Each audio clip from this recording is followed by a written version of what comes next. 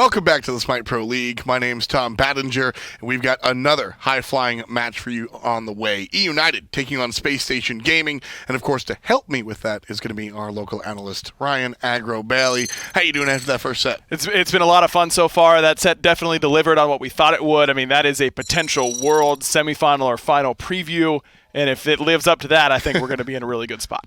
Rival able to kind of show some signs of life. Hard to say about the number one team in the building, but hoping that Spacestation Gaming can do something similar. United absolutely, I think, has proven themselves to be the top card in this one, but the question we ask today is just how much of the top card.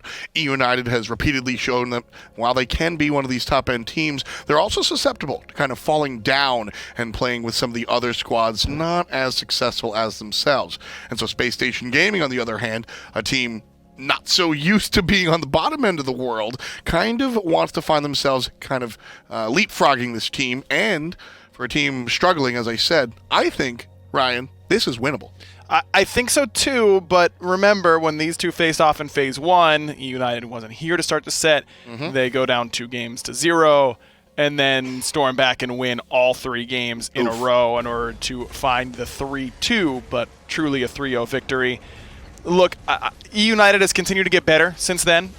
Space Station has not. Yeah. And what we saw from Space Station yesterday against one of the best teams in the league and rival is encouraging still, but against United, I just don't know that it's going to be enough. I agree. I do think that this one is at least within reach just because of the way that United tends to be able to flex from a strong-looking team to an otherwise-looking team. And so Space Station Gaming, like I said, this is the one you're rooting for if you're a fan wearing the black and yellow at home, and I know there's a ton of you guys out there in the fish tank. This is the match. And so if I'm out there and I'm wearing my Space Station gear and I'm ready to go, I'm rooting for everybody here, what do I hope for is the question, Agro. I mean, you hope that BaRRaCCuDDa is able to get a little bit more space than he did yesterday. I mean, instead of the highlights from Space Station yesterday, it's kind of been the lowlights. I think you need Cyno to have a better performance than he did yesterday. I think that Jeff had some good moments and looked a little bit improved from what we've seen as of late. I still think Andy, when he gets the space and gets the confidence, is able to do it quite a bit, but we just don't see that enough out of the mid 3v3. I really feel like Space Station's mid 3v3 has to do better. Yeah. Those are the 3 players that I think have been under the most scrutiny, and for good reason, and Space Station needs them to step up. Unfortunately, it just kind of, I've said before how like sometimes the stars align. Well, what's the opposite of that? Sometimes the train tracks align. What don't you want to cross over? Because this is a situation where I think BaRRaCCuDDa and Aquarius are 2 of the better performing players on Space Station Gaming, and the metagame doesn't care. It's all about that mid-game monster. It's all about the 3v3 that we see in the middle lane, and like Ryan said, those are the players that are under scrutiny for Space Station. So, like we said, we kind of need to see more there. Is it a solution by way of picks selection? Is it God selection? Yes. Okay. Keep going. No, okay. I wanted you to keep going with Is it God selection? Yes. Is it perhaps identification of power spikes? Yes. Is it builds in general? Yes. Is it communication? Yes. Is it the trust between the mid and the jungler? Yes. We'll see if all of those can be remedied here. Picks and bans for game number 1. United will have the first selection, and we'll start off the top of that list here. Again, focusing on Space Station, I think they're the ones under the microscope today. You said yes to the picks. What do you want to see? What don't you want to see? I think that Space Station's become pretty predictable in what they're going to go to, and that's kind of natural, right? You're going to end up getting to this point where we're not winning a whole lot, so let's just pick what other teams are picking, and let's just try to win with whatever we're winning with in scrims. Yesterday was all Jean Qui for BaRRaCCuDDa, played all 3 games, and then it's first banned by United. And honestly, this might be doing Space Station a bit of a favor, getting them out of that comfort zone and trying to think on the fly. Whatever their planning has been unsuccessful. So let's just throw a bunch of stuff at the wall and see what sticks. You know what? Not a bad plan. I was ready to butt heads there. I really was. I think that the Jean Qui has been one of the only lights in the darkness here for Space Station Gaming. BaRRaCCuDDa has looked fantastic on it. And I use that word fantastic. If there's been anything light there, you know, Space Station Gaming are out there doing one light and taking down Yogg Saron. But it's all BaRRa. So without the Jean Qui in the hand, I was immediately ready to lock horns. But I think what you said has a lot of value. The idea that, like, look, man, we have what we're used to. We have what we know works. But when it doesn't work. What do we do? Being forced to switch it up is nice. The Chiron ban, totally would call that a throwaway ban for sure. Yeah. You made a noise though. I mean, it's a good throwaway ban, but is it the best throwaway ban? I mean, I think I'd be banning something like Kumbhakarna from Jeff, something that they pick a lot that can be annoying for you. Has Space Station played a lot of Chiron this year? I don't know if they've touched it at all. I mean, Chiron's starting to come back into the meta a little bit, but it just doesn't seem like a pick that immediately jumps off the page to me, as they prioritize Kalos with this first selection, Athena, and I'm surprised this isn't Thor for iceicebaby. He played so well on Thor in their last set up against Obey. This might be a bit of a call-out. Is Cyno willing to take it early? Certainly thinking about it. Jungler on your screen right now. The Geb selection almost undoubtedly going to JeffHindla, support player. Chronos still up in the air, whether it will be andinster or BaRRaCCuDDa over there. Do you have a preference? BaRRaCCuDDa. You know what my preference is? Don't pick Chronos. Really? I'm off the train, man. Really? Eject me. I think Chronos is okay. I think the character is fine.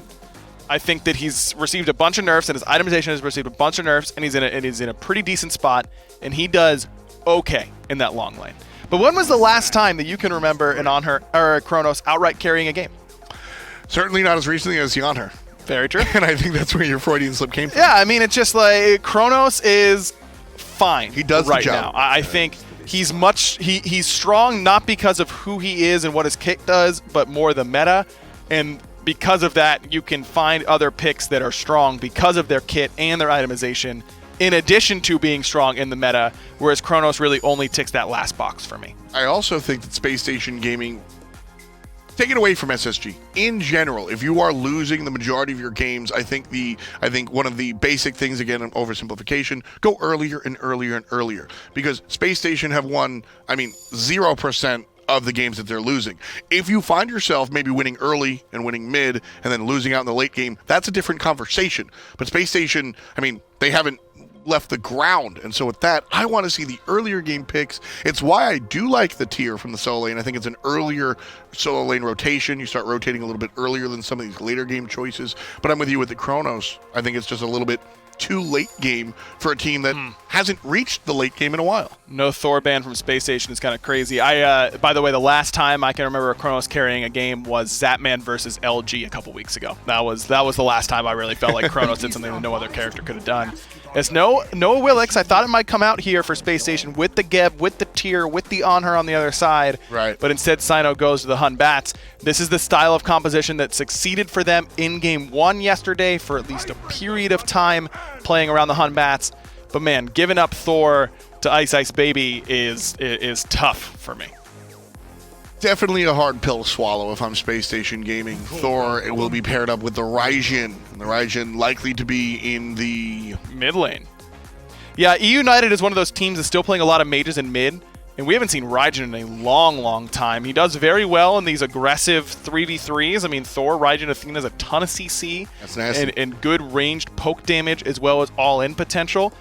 In theory, I think it's fine. I'm just not sure Raijin's outright numbers are good enough right now. I think that he's just a weak character, and when he was at his best, think back to last year when everyone's like, oh, Raijin's nuts. Right. It's because mid was getting a ton of farm, and it was the item proc meta. It was a lot of soul, it was Spear of the Magus, Soul Gem, Soul Reaver, all this stuff. Every single one of those items has gotten nerfed. Raijin has gotten nerfed, and he's getting less farm than he has in years. I don't know how much I like it. On the other side, if you look at the crowd control variant of his ultimate, that's one of the few things that can lock down Tier for a long period of time. Tier's got that passive, only 1 second, but it's 4 consecutive kind of taunts or fears, depending on what you do. So Raijin, I think, kind of is attractive versus the Tier. Also can escape pretty well. And just outside, we say comfort does have a value. I agree. Sure. I think Raijin's a little bit lackluster right now, but BigManTingz, a premier Raijin player in his own right. Sure. So there's certainly something to be spoken about there. In general, I do like the Space Station gaming draft. I think there's a lot of potential here. Ryan mentioned how this is how they found success early in game number 1. I like the tier despite the fact that it lost earlier on. However, I look at Eunited and I go, Benji has King Arthur. It might just be that simple. Yeah, it's King Arthur for Benji, it's Thor for Ice, and it's Athena for Kalos. Yeah. So Good luck. I think Space Station Gaming has potential with this draft. I don't love the Ho Yi. I would have loved big damage mage ultimate in the mid lane here. Andy on the Scylla is something that he had a lot of success with back in his Thor mid lane days. I think Scylla would have fit really nicely here, but I don't know that you can get away with a Scylla in this meta. It just, I don't know. I mean, Space Station's had a lot of struggles recently. I don't think this meta favors them, and that is just kind of one more issue that's compounded on it. I'm there with you. Like I said, whatever the opposite of the stars aligning is, I think is happening in Space Station Gaming right now. With that in mind, they have enabled their star players. Aquarius and BaRRaCCuDDa, excuse me, are on competitive, aggressive choices. Will they be aggressive enough to take it from Eunited? We'll take it to the casters. Thank you on the desk there, Tom and Aggro. It's Finch and Hindu as he move into Eunited versus Space Station. And Space Station fans right now, Hindu, are looking for something to cheer for this team, because it's just been hard days for SSG. There's no other way to say it. Yeah, and like when they've got something to cheer for, they want something to cheer for. Well, it's been since May they had something to cheer for, and that's the awkwardness. May, how weird is that to see a team with that caliber of player not be able to step up and find potential wins? We saw it with SK last year. When I say find potential wins too, if you look back at the track records of these guys, overall, since their last victory, it has been, what is it, 3 games total. Total games, not matches. Games, yes. Games won. That's brutal. I mean, it really is. And in most of those games, I'd be willing to bet Space Station has looked competitive at some point in those games. They're not getting completely walked over from minute 1 to the end of the game. It's that somewhere along that path, things get out of sync for this team as JeffHindla tries to harass a little bit, but Collis is here to defend the speed buff. Ice grabs it, no problem. Yeah, he also got the blink there as well. I was just wondering what Jeff had, so Collis and him going to continue the duel in the jungle for the time being. With how the game's played out, though, so far, I'm kind of excited by Space Station's picks to an extent, just because they're very much comfort picks here, outside of maybe the Ho Yi in mid. We've seen it a few times, sure, but it's not been something I've seen too much of. Aquarius and a tier, that's a real throwback for me to his Joust days, funny enough. And you know what? I actually think I really like this matchup for Jeff. I had a chance to talk to him for one of those pregame interviews, and I think that this new support thing that's been going on for all Season 6 is very much out of his wheelhouse. I'm not saying Jeff can't do it and do it well, but he's much more at home playing against a Gabon and Athena. Like this matchup here where he can be supportive, and which one of us can out, support our team instead of which one of us can out sort of second jungle our team. This is much more, I think, in his comfort zone. Could be under pressure here. That's an early blink from Jeff, and a wise one too. Had to trust, and I need to follow up there. Great little play from them overall, but you're completely right. I think that's the thing with a lot of the roles in this season specifically. A lot of adaptation has to happen every year, but the support role, once again, is the one that has more of a bigger knock-on effect on the rest of the other positions, because they're the ones that have to end up rotating around the map more or starting in a weird position because nobody wants them there. Yes. It's like you're the red-headed stepchild of the team and nobody wants to see you except when they need a Geb shield. Yes, you need to be there right when I need some help and not a minute sooner or later, and then go as soon as that's done. Get away from my farm, get away from me. I don't want to see you. I just want you to know that I carried this game, and that's just support style. Early Cyno gank here on the left-hand side yet again. This has been a thing that Cyno's done every game, and that's why iceicebaby's here, perfectly timed from him. I mean, if he's going to do it every game, which Cyno has for the most part, then you got to do exactly what Ice did and rotate to be there. And you mentioned that too, and if that's the case, that it's a continuation, then the problem is the teams get to capitalize on that, notice that is a situation that could come back to haunt them. And there's a couple of ways, I think, to deal with it. You can either know it's coming and trust emilitoo to deal with it, or you can do like Eunited did and have Ice rotate over. This time they clearly thought Ice would need a little bit, or that Emo would need a little bit of backup. It was there. And that means Cyno ends up kind of wasting time. He sticks around a lot longer than Ice did. Yeah, I do actually feel Ice and Cyno would much rather be in the jungle, farming the camps more solo, being unaware of where the other enemy is on the map, just being hidden in the jungle is something that the reason the jungle is there for. Not knowing where that last man is always like, hey, could I be getting threatened here? Can I go for a kill? Can I pressure? It's a big thing in the world of Smite. Yeah. But with how the season's been played out, we saw more of the threes in mid lane, which means people have got eyes on these junglers, which makes their job a trickier task in trying to gank. I do think that's part of why these junglers have been feeling as if maybe they aren't as impactful as they once were. It is just easier, I think, to keep tabs on them nowadays with the supports roaming around. But speaking of these junglers, Cyno has gone with this blink early on, which I think it makes a ton of sense on Unbots. You want to be able to get in there for the Fear No Evil, but this is into Athena, a Raijin, a Thor. There's a ton of people that can capitalize early on that lack of CC immunity. One thing that Space Station have, though, is big circles. Like, pretty much everyone on that team has got big old circles for these team fights. And I think that's what they're going to try and play through here. Is we talked, the Des really spoke about the middle jungle and support position on SSG, struggling to find some sort of win somewhere from their point of view, at least in the synergy department. Well, if you've got 3 big circles, it makes life a little bit easier to make them sync up. And Geb can feel nice in that 3v3. Maybe not, you know, right this second, where Geb can be a little bit underwhelming at the beginning of the game, but if we're like level 7, 8, then you definitely feel good about the Shockwave and the Geb Shield and JeffHindla right at home doing all those things. And Eunited somewhat tapered pace here, I don't think is a disservice to Space Station. They're kind of okay chilling with this composition until that mid-game. Completely agree. And the mid-game is where it'll start to shine for both teams to an extent. With BigManTingz on the Anhur too, he's got such good early presence in the jungle, good ability to cause problems with that pillar as time goes on, cut off avenues a little bit more. And then you've got Callus still on the Athena. Yeah. And Ice on Thor. Like, I love a United's composition too, but a lot more global focused from them. And that's going to make a bit of an impact to these side lanes where BaRRaCCuDDa and Aquarius may need to be wary. Well, the junglers are level 5 now, Hindu, so if we are going to see some action around that rotational ability you just highlighted, it's going to start now. Maybe a little bit after these speeds clear. Ice just got his, and Cyno should be making his way back to his speed shortly, so they won't hop into action right away. They'll want those buffs, and then they'll get started. Getting the oracles at that moment, though, you saw BaRRa just get over there, find the farm at the right time. Sure, he loses a bit of pressure in his lane, and then has to make a call about his purple or his minion wave, which always go for minion wave, by the way, because the purple buff hopefully will still be there and you'll get some support. But the oracles at that time is very important for that very moment the Gold Fury spawns. Just in case anyone goes for a bit of a tricky play, as you said, with the junglers just hitting level 5 around there, it's always the window where you may see an attempt at it at that moment. Good job using those oracles to maintain some vision. And Cyno has really, really liked these Talaria boots lately. And Ryan and I talked about it a bit yesterday, and you know, he kind of was able to talk to some other pros. And they say there are a lot of gods where it's perfectly fine to be going this Talaria.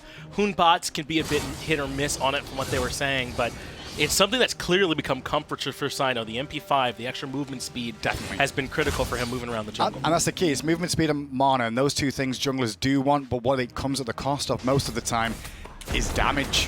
And more so now than it used to be, yeah. Exactly, and with the Warrior Tabby not being picked up, it can definitely have a knock-on effect there, or even tankiness with the reinforced greaves that we've seen a little bit more of lately.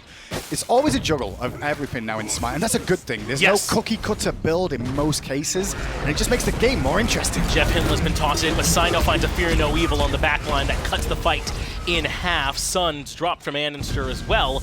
But iceicebaby and Eunited are considering re-engaging. Callus is going to be on him, but a good read from Cyno leaps away, cuts him off with the wall, and they've isolated him on the back end. And you're going to follow up now as well, and around the corner, keep an eye on BaRRaCCuDDa coming in. Jeff going to roll out too to keep this going, but I think they're going to be too late to make anything happen. Yeah, they didn't quite get there in time. I actually kind of liked where they were, but emilitoo coming on the back end gets the Thunder Crash off just barely in time, and he's still running, but I think Space Station have given up on chasing him for now. So a lot used, multiple blinks and ults, and everyone stays alive. You heard me shout straight away, this is a good fight for United, because if you notice just the ultimates, those little diamonds on the right and left-hand side of the UI, 3 members of Space Station had already used their ults in that middle area, and then United like, well, we've still got ults up, we can turn this around and pressure again. Cyno read the situation pretty well, and BaRRaCCuDDa's rotation actually being called by emilitoo, I think, definitely dissuaded from United wanting to continue that after the initial engage failed.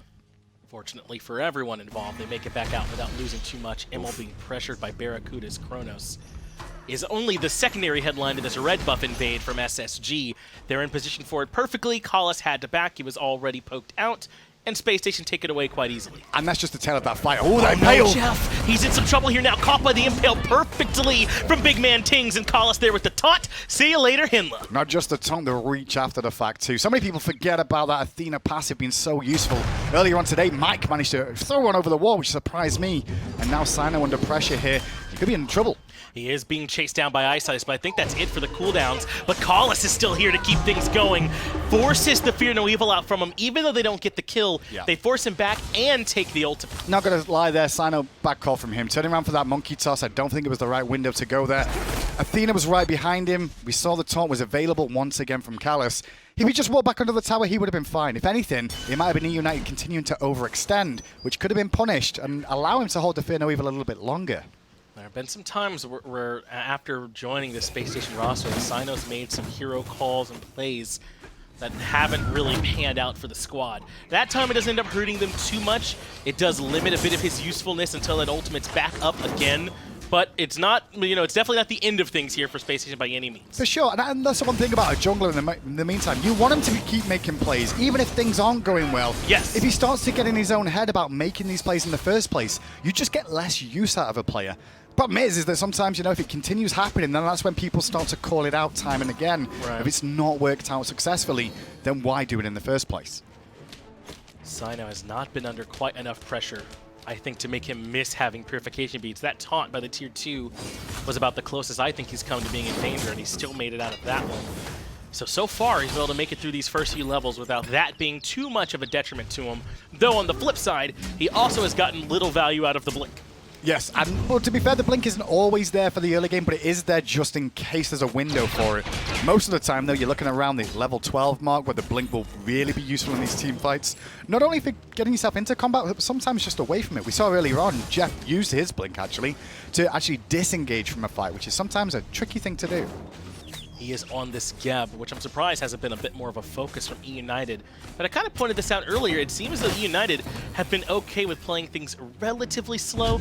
I say that, but iceicebaby's ready to kick things off yet again. And andinster clearly the target, but a great Geb shield there from Hindla allows him to reposition. But Collis finds a two-man taunt. emilitoo a little bit late on this Taiko drum. He won't find much here at all. Yeah, you saw the whole plan there from Eunited, and it looked good on paper. The just execution wasn't on point. Jeff Shield did slow it down a little bit, but as soon as Jeff Shield goes out, notice how they switch focus straight away towards Cyno, making sure he can't get into the fray, but also trying to bring him down early. With that pressure, though, they're going pressure and again in mid. This is perfect. They got Andy's beads. They've been on cooldown already. No way he makes it out of that. Great recognition, but Cyno comes in with a Fear No Evil. Sick wall from iceicebaby. Perfectly placed to stop the return damage. And Eunited make it away with a clean pick. Aquarius over the wall with Lawbringer, and BigManTingz says, nah, I'm good. He'll leap away to safety. You saw Benji on the backside, though, was looking to rotate around the back. And Cyno's going to be slightly careful here, and his path in there, for the most part, works out well, clearing out the ward too. Good fight from Eunited, just realizing there was a small window. Collis hit him with the SpongeBob meme too. I'm going to head out with that Defender of Olympus and dipped, so no way he was going to be in any trouble there too. But this is what Eunited can do well. They can play you slowly, just whittle you down piece after piece. Sure, that engagement by the mid-harvest may have looked a little bit like it didn't go quite like how they wanted, but they knew Andy would be vulnerable for immediate follow-up from Collis again. Definitely, and I love the fact that we've seen, like I said, the composition from Spacestation Gaming here on paper. I love the fact that they're actually just going to comfort picks for the most part. Seeing Jeff on a supportive Guardian once again, not trying to be the engager, the initiator, because people are reading that too well just lately. I think him just sitting back on a Geb and going, I am here to protect and look after my backline, it could potentially just give Cyno and Aquarius the window they need to continue to pressure forward and split the difference in these fights. Despite being on these comfort picks, though, this lead started to materialize for Eunited in a real way. BigManTingz level 11 to 9 for andinster. With the Transcendence finished and stacking already, he's at 14 now, and andinster hasn't even finished it. That just translates to yet another power spike once that Transcendence is finished that Eunited will have over SSG. Definitely, and on top of that now, Anhur is going to be in a big position to look towards the Gold Fury with Eunited. They also have Raijin, who's not too bad at helping out with Gold Fury secure. Sure. The ultimate, not the greatest at, confirming an objective, but it is good for the taunts and the fears just to discombobulate that front line of Space Station if they try to contest. Brute force now from Eunited as they try and siege the tier 1, but Space Station are here in larger numbers, and iceicebaby is the one who's going to pay for it. Fear No Evil and the Sunbreaker way too much. See you later to the Thor. Even worse, the tier 1 tower didn't even go down there in that engagement too. That wall from Ice just off the mark. If he would have landed that wall, it would have been a bit of a different story there, but a good play from Space Station to rally the troops in mid and turn around a kill. Space Station have been very willing to commit multiple ultimates if they think there's an opportunity here to try and grab these kills. It feels as if they know that they've kind of got to fight and claw to find anything, as JeffHindla ends up at half HP, as does andinster. And again, his beads have been forced out. We already know Eunited are willing to come right back again and catch Andy next time. Definitely, and this is a United playing aggressive and Space Station just trying to respond. And at the moment, with the last minute or two, Space Station are responding okay. The gold lead hasn't really stretched too much just yet. They're keeping them away from the Gold Fury attempts. Because United at this moment in time, as you said, because of this Transcendence on Anhur and the power spike he's got through that right 35 now, stack. they're trying to keep this pressure down the mid lane. But Space Station is like, okay, Just hold, play it right, let them make the mistake. Because that's been the issue with SSG. They're good at getting a lead sometimes, just holding it. The mistakes is what let them down. You're exactly right, man. Spacestation they'll get to a Fire Giant, a Gold Fury, a Tower Siege. They'll get to that last step before you walk through the door, and that's where they struggle. But andinster could be the one that's in some trouble. He has no beads, remember. They got them last time, but a Gep Shield from JeffHindla bails him out, and now iceicebaby falls. andinster has all the autos you need. See you later to Ice Ice yet again. We just talked about it. Let them make the mistakes. And that, you can see the Ice Ice in the sky. He could see the Geb rolling down the lane. He thought he had the damage already to kill Andy, knowing the beads were already down before Geb could turn up. Geb arrives, a shield comes out, and that costs Ice Ice his life. JeffHindla is able to make it away with a nice Gep shield, but the thing that's starting to become a problem now is that, yes, they still have that lead for BigManTingz, but that's shrinking, and emilitoo's a bit ahead of BaRRaCCuDDa. But look what's starting to happen between Cyno and iceicebaby. Because of these last couple of attempts that haven't panned out, Cyno's created some space. He hasn't been the best at converting that space lately, but I trust he'll be able to get it done eventually. The second to last attempt where they got a kill again, when they got the Fear No Evil off in mid, that was the last time we really saw Cyno in the engagement. It was only really been Jeff and Andy that were defending that tower, leaving Cyno to get some more free farm. This Gold Fury, though, is a great opportunity, especially with Ice Ice's ult being down. Yeah, SSG heading to the banks, and they're going to be able to rob it. That's the Gold Fury down for the Chaos side, and Eunited don't even step their way in. The first real lead here for Spacestation Gaming in this game, as Eunited apparently don't have the timings. Credit where it's due to Jeff's ultimate there early on with that Cataclysm. This is a United just playing so aggressive. They're trying to force the fights a little bit more so. Benji now around the back going to cause a distraction, giving the window for the Tier 1. Good little play, but at the same time, things are happening on the left-hand side. That's the Tier 1 tower being taken down. United are going to have to grab this Pyromancer at the very least to make this worth. We just saw Benji take a back. He has teleport up, so he'll come to the Tier 2 tower in left to defend. So it's Tier 1 traded for Tier 1, but United also get the Pyro. I will say, for a second, if they get the Tier 2 tower there, Spacestation, and Benji doesn't have TP up, that is a win for Spacestation all the way. A Gold View in a Tier 2 for a Pyro, every day of the week, you take it. Don't worry about that. Pretty big win had it come to that, but remember that Transcendence debate we were keeping up on? It's finished for Tings and 30 stacks for andinster. That is a huge gap between the two of them. He was even able to put a Crusher on the back end of that. I think United need to be trying to fight around this Anhur as much as possible right now. It becomes less about the Transcendence, as you were saying now, because the fact by the time the next neutral objective comes up, we should have Andy already stacked up. But the Crusher that you're talking about is exactly right. That now being online, a little bit more attack speed for Anhur. Got penetration on it too, but not only that, Anhur's passive comes into play with that pen, and that's one of the reasons you don't have to worry about pen so early as an Anhur player. Works perfectly here for BigManTingz in this spot. But as you said, it's not going to be that easy for them to use this power spike right this moment with those neutral objectives down. And the mid-tier 1 tower, probably the safest one to try and force, and they've already gotten that too. So they might have to sit on their hands for a while. These are the weirdest parts of the game now, Finch, because everybody's kind of like, well, what do we do now? Just, I guess, farm our jungle. So most of the time, you'll see both teams trying to position for ward coverage, try and catch someone overextended a little bit too deep, just like where Aquarius is right now that I'm looking on the screen. This could be trouble for Aqua as the United make their way over here in great numbers. 3 members taunt into the Impale right into the wall.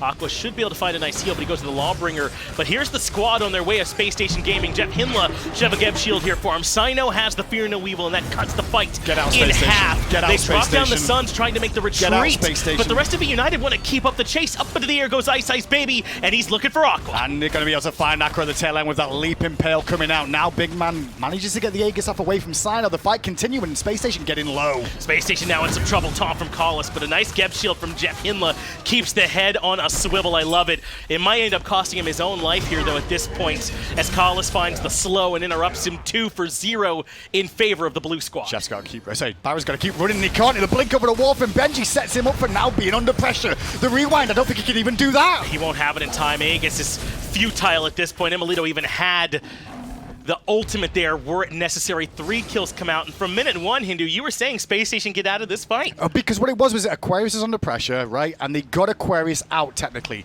The problem was is they continued the fight. The Fear No Evil from Cyno was good, but that Fear No Evil caused everybody to start looking for damage and try and find kills instead of what the job was. Get the team out of a bad situation they found themselves in. That's where the mistake was, and United, in all fairness, capitalized beautifully on it. They want to try and take down Cyno, have given up on the Fire Giant, it's been leashed at this point. That wall does hit from max range, but Cyno has the Fear No Evil back up. Jotun's and Relic Dagger good bit of cooldown there for him. And as you said, they drop the Fire Giant, but they go back to it again, knowing the Fear No Evil's down. Bad news is, Space Station now has a respawns coming through.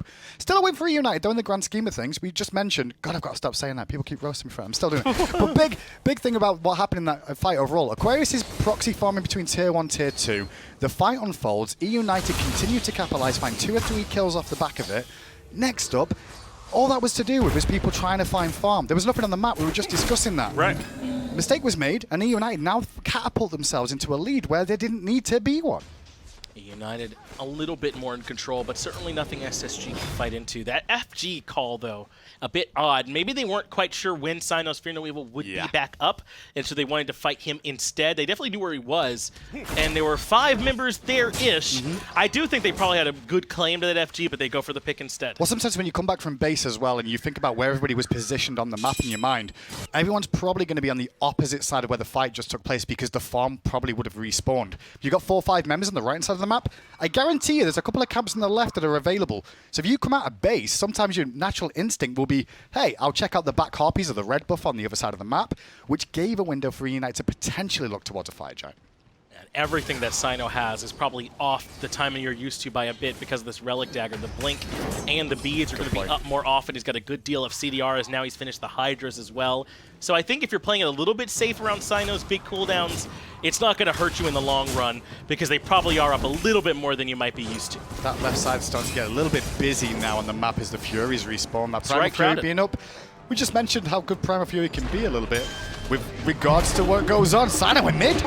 Drops the Fear No Evil, forces the Beads out from iceicebaby once Aqua shows up, but there's the taunt to pull Cyno back in. So it's Beads for Beads on both junglers, but remember with that Relic Dagger, Cyno's is on a much shorter cooldown. I mean, yeah, sure. I'm not so sure why we went for that play around that moment in time. Sure it looked like forced. It was a forced play. I'm not sure why. It was that important to make sure that Ice didn't have both relics up, and maybe that was the call that SSG were looking for. Well, with Primal Fury up, if they do find that pick there in the middle lane, that's huge. It's just that I don't know that they really had much claim to it. Primal Fury being considered, that's the obelisk from Tingz. Wasted there a bit. I'm sure he would like to have that one as Space Stations show up in greater numbers. Ice under pressure there. Gets a good wall off just to try and dissuade the situation for a second. But this is a big fury if a fight breaks out here. Yeah. If Space Station lose this, Eunited are in a really big, good situation. Fear No Evil is nearly up as well for Cyno, so keep an eye on that being available for the next fight.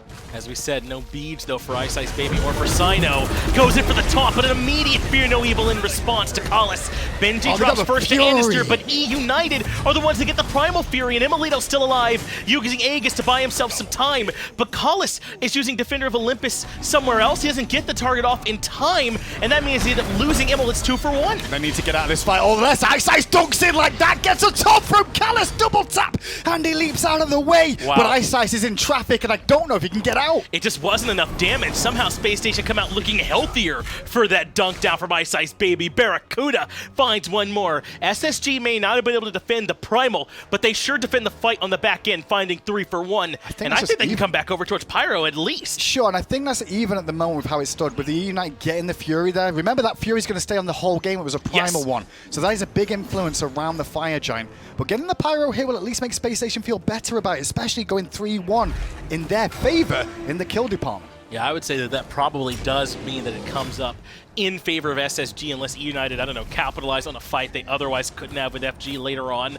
based around that Primal. But that's nice there for them. They've evened this up in terms of gold too. Yeah. They're right back in this one, and this is that point in the games where it feels like SSG usually falter. When they fought their way back in, we're right around that just past the 20-minute mark.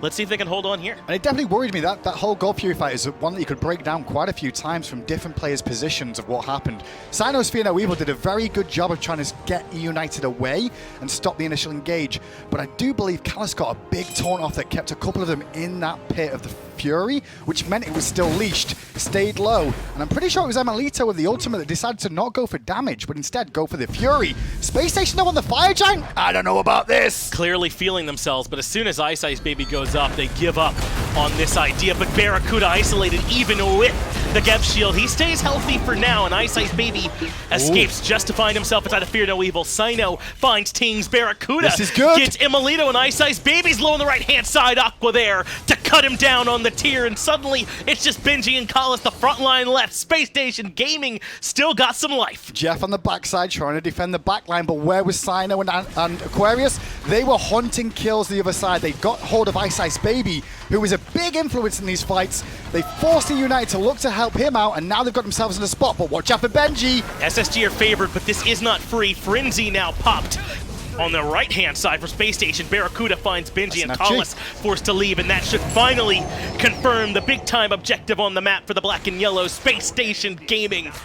I know they've had some troubles here lately, but this is still what this team can do sometimes if you give them an opportunity. A little bit surprised by everyone basing right now. Unless there's full completed items here, I'm a bit shocked by that. Okay, Magi's Cloak, good. I want to see the reason why they all chose to base right this second, because Fire Giant's on them, the regen's there, and multiple members of Eunited were still dead for a while. There was jungle up on Eunited's side of the map at that moment in time, and it wasn't invaded, it wasn't looked at.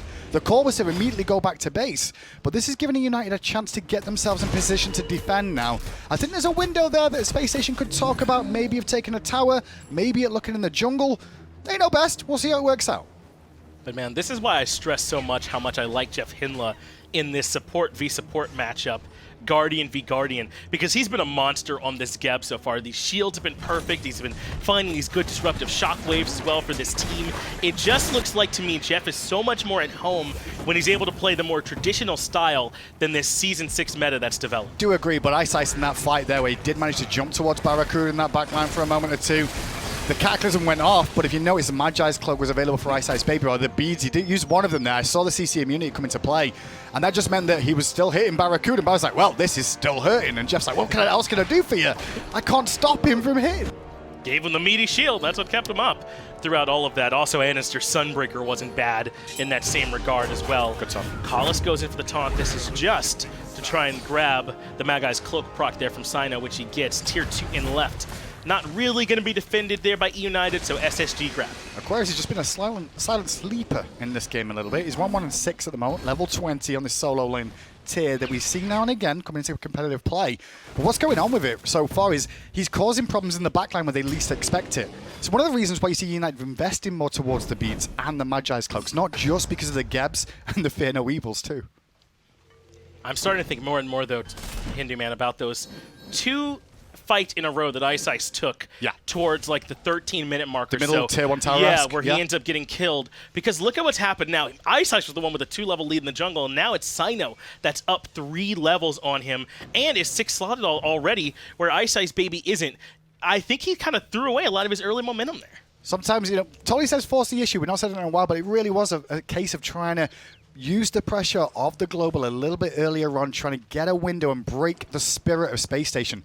When you think about the spirit, we came into this game specifically talking about how their record is not looking good with how the season's gone for them. So if you're against a team like that, what you try and do, you break the back early and make them try and still play.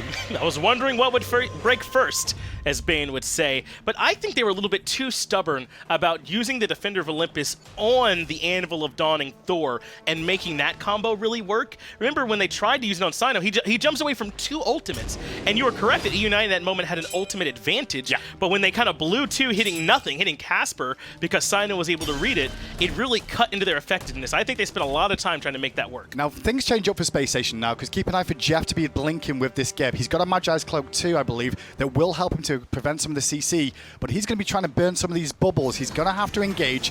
Hopefully we'll have Aquarius follow him through, will be the secondary in this situation, because the trying to siege against a team like United have drafted here is no easy task. Yeah, Raijin does feel good in this spot. You kind of forget how much that Raijin can spread quite easily. You still have to worry about where iceicebaby's coming with this ultimate too.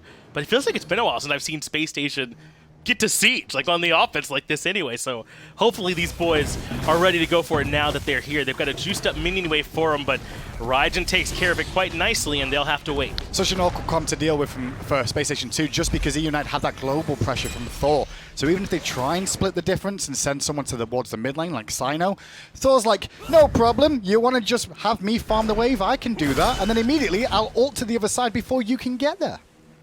Space Station have given up on the push. Fire Giant buff is gone from them. They got a lot out of that, though. They're up 7,000 gold at this point. That's not a death sentence for Eunited, but it's a substantial enough advantage where SSG should be able to dictate where these fights are happening now and control that positioning around this next FG spawn.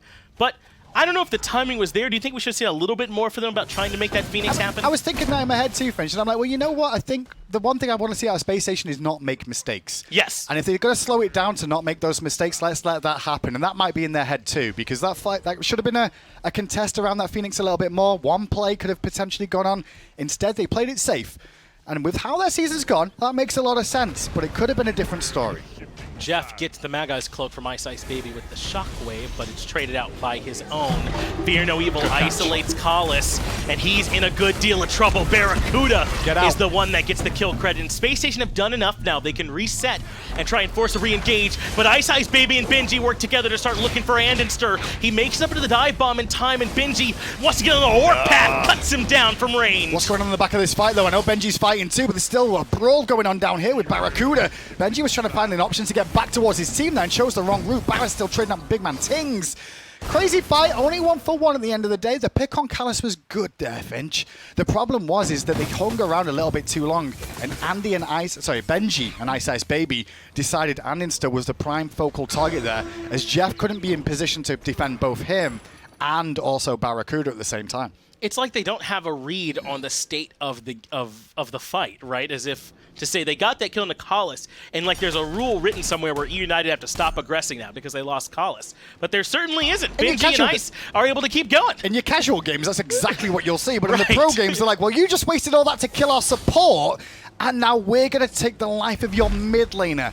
How do you feel about that trade? And it actually does end up being a favorable trade for Eunited. I agree. andinster has used beads and Aegis, so even when he does respawn, he's going to be so vulnerable when Eunited to taunt, to wall stuns, and Anvil of Dawns. I mean, I know that the setup was good and they got the pick they wanted on Collis, but I think it ends up costing them more. I don't think it's as much as you may feel in the grand scheme of it. I'm not too worried about the state of it because they've still got a good lead. It's good for them to know that they can still have the damage to kill Callis and catch Eunited a bit unaware or out of position to contest there. But they've just got to be careful how often they try and go for those sort of things, just in case. Well, andinster's got to be so careful this time. Look at how far off he is on his own in the middle lane, away from any backup. That's so risky with iceicebaby on this Thor lurking, but he is able to start making his way back towards the squad. Space Station control much of this spacing around the Fire Giant due to their current lead. But Collis goes in for the taunt on JeffHindla. Aquarius follows up. It's Jeff. You know, you're not going to kill him at that point in time, but trying to get rid of his Magi's cloak is important, or do it while he's down to try and get some poke. And talking about the two supports now, big game for both of them, trying to burn some of these bubbles that are going to be going on. There's more and more in this game. You can see multiple members of United with him. You're going to need shockwaves from Jeff to try and disrupt. There's not a whole lot of CC on the side of Space Station outside of a Fearless, but you don't want to waste a Fearless on something like that. Space Station would be good to wait just a little bit longer. We're 10 seconds from andinster's beads, 37 seconds from the Aegis. I'm sure they'd like to try and give him some time to get those relics up, and that's why Eunited are trying to step forward, but the window's closed on the beads. Those are going to be back up for andinster for this fight.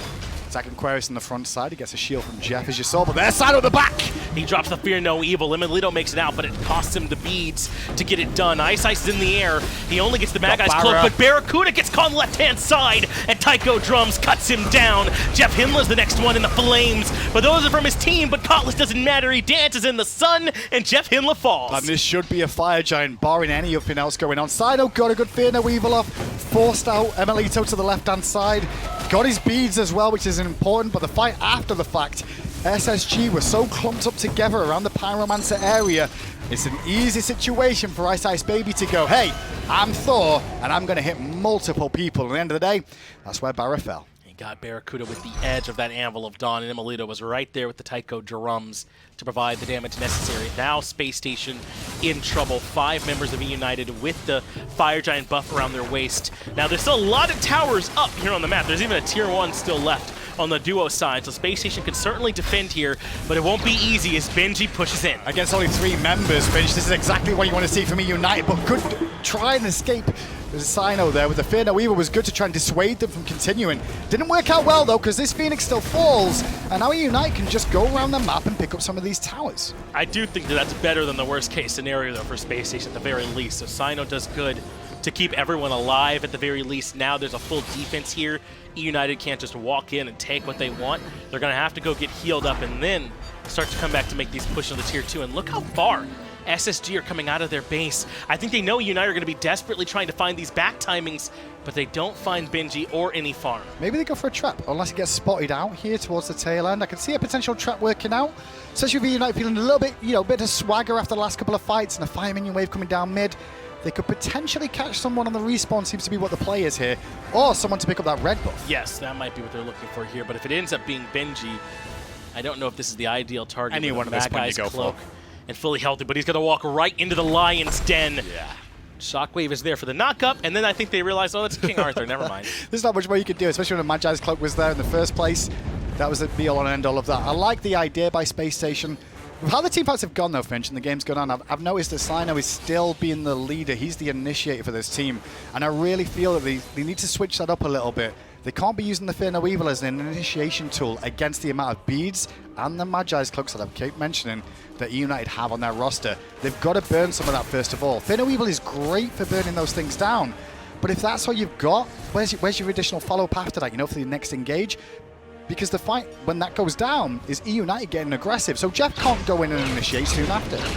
It's really felt like Eunited have been the ones that have been starting a lot of these around the taunt and iceicebaby's ult as Benji has been brought down low. Ice goes up, and he sees some juicy ultimates. He picks to isolate Aqua, though, on the back of the fight. Nice Geb shield is there from Jeff to keep his boy topped off, but emilitoo sends the Raiju through the fight, and that's some good damage on the right. And like I said, that Raiju's just going to chip away at the health bar, so SSG realize they can't carry on. Ice went straight to the back again, looking at BaRRaCCuDDa, but BaRRa will be fine for now. The Phoenix, though, could be a different story. They still have FG for a good while here, another minute and 15, so they can make this push. Cyno goes in for the blink, immediately gets the beads, but JeffHindla finds himself a two-man Cataclysm to slow down United's push. They got the Phoenix down to half HP, and there's still minions coming through mid. They are, but the Fire Giant regen is going to be enough for United to sit here for, well, another half year if they need to at the moment, whereas Space Station have to go back eventually to defend and get more mana and sustain, especially if Elmo just keeps poking them down.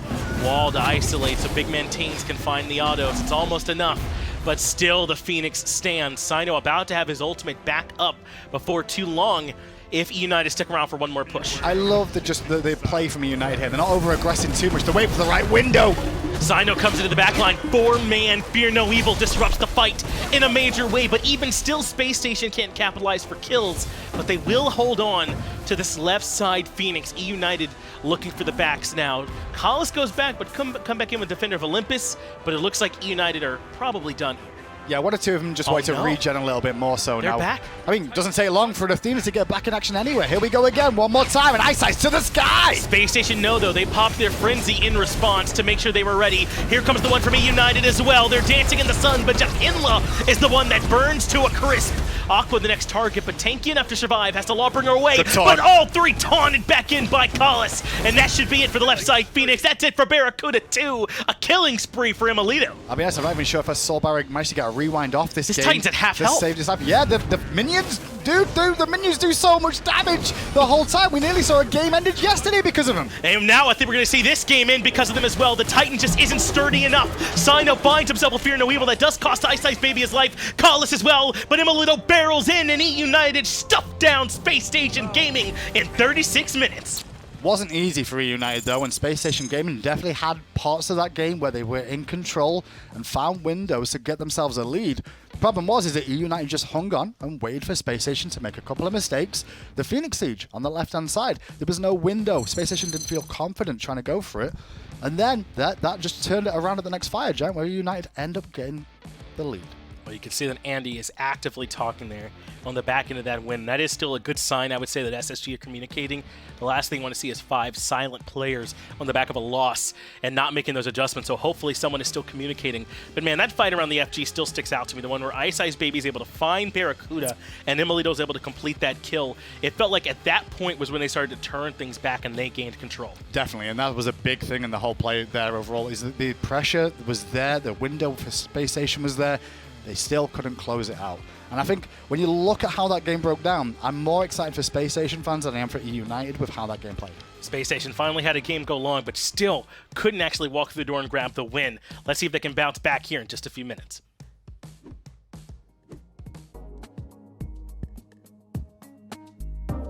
Alienware, the official PC provider of the SMITE Pro League.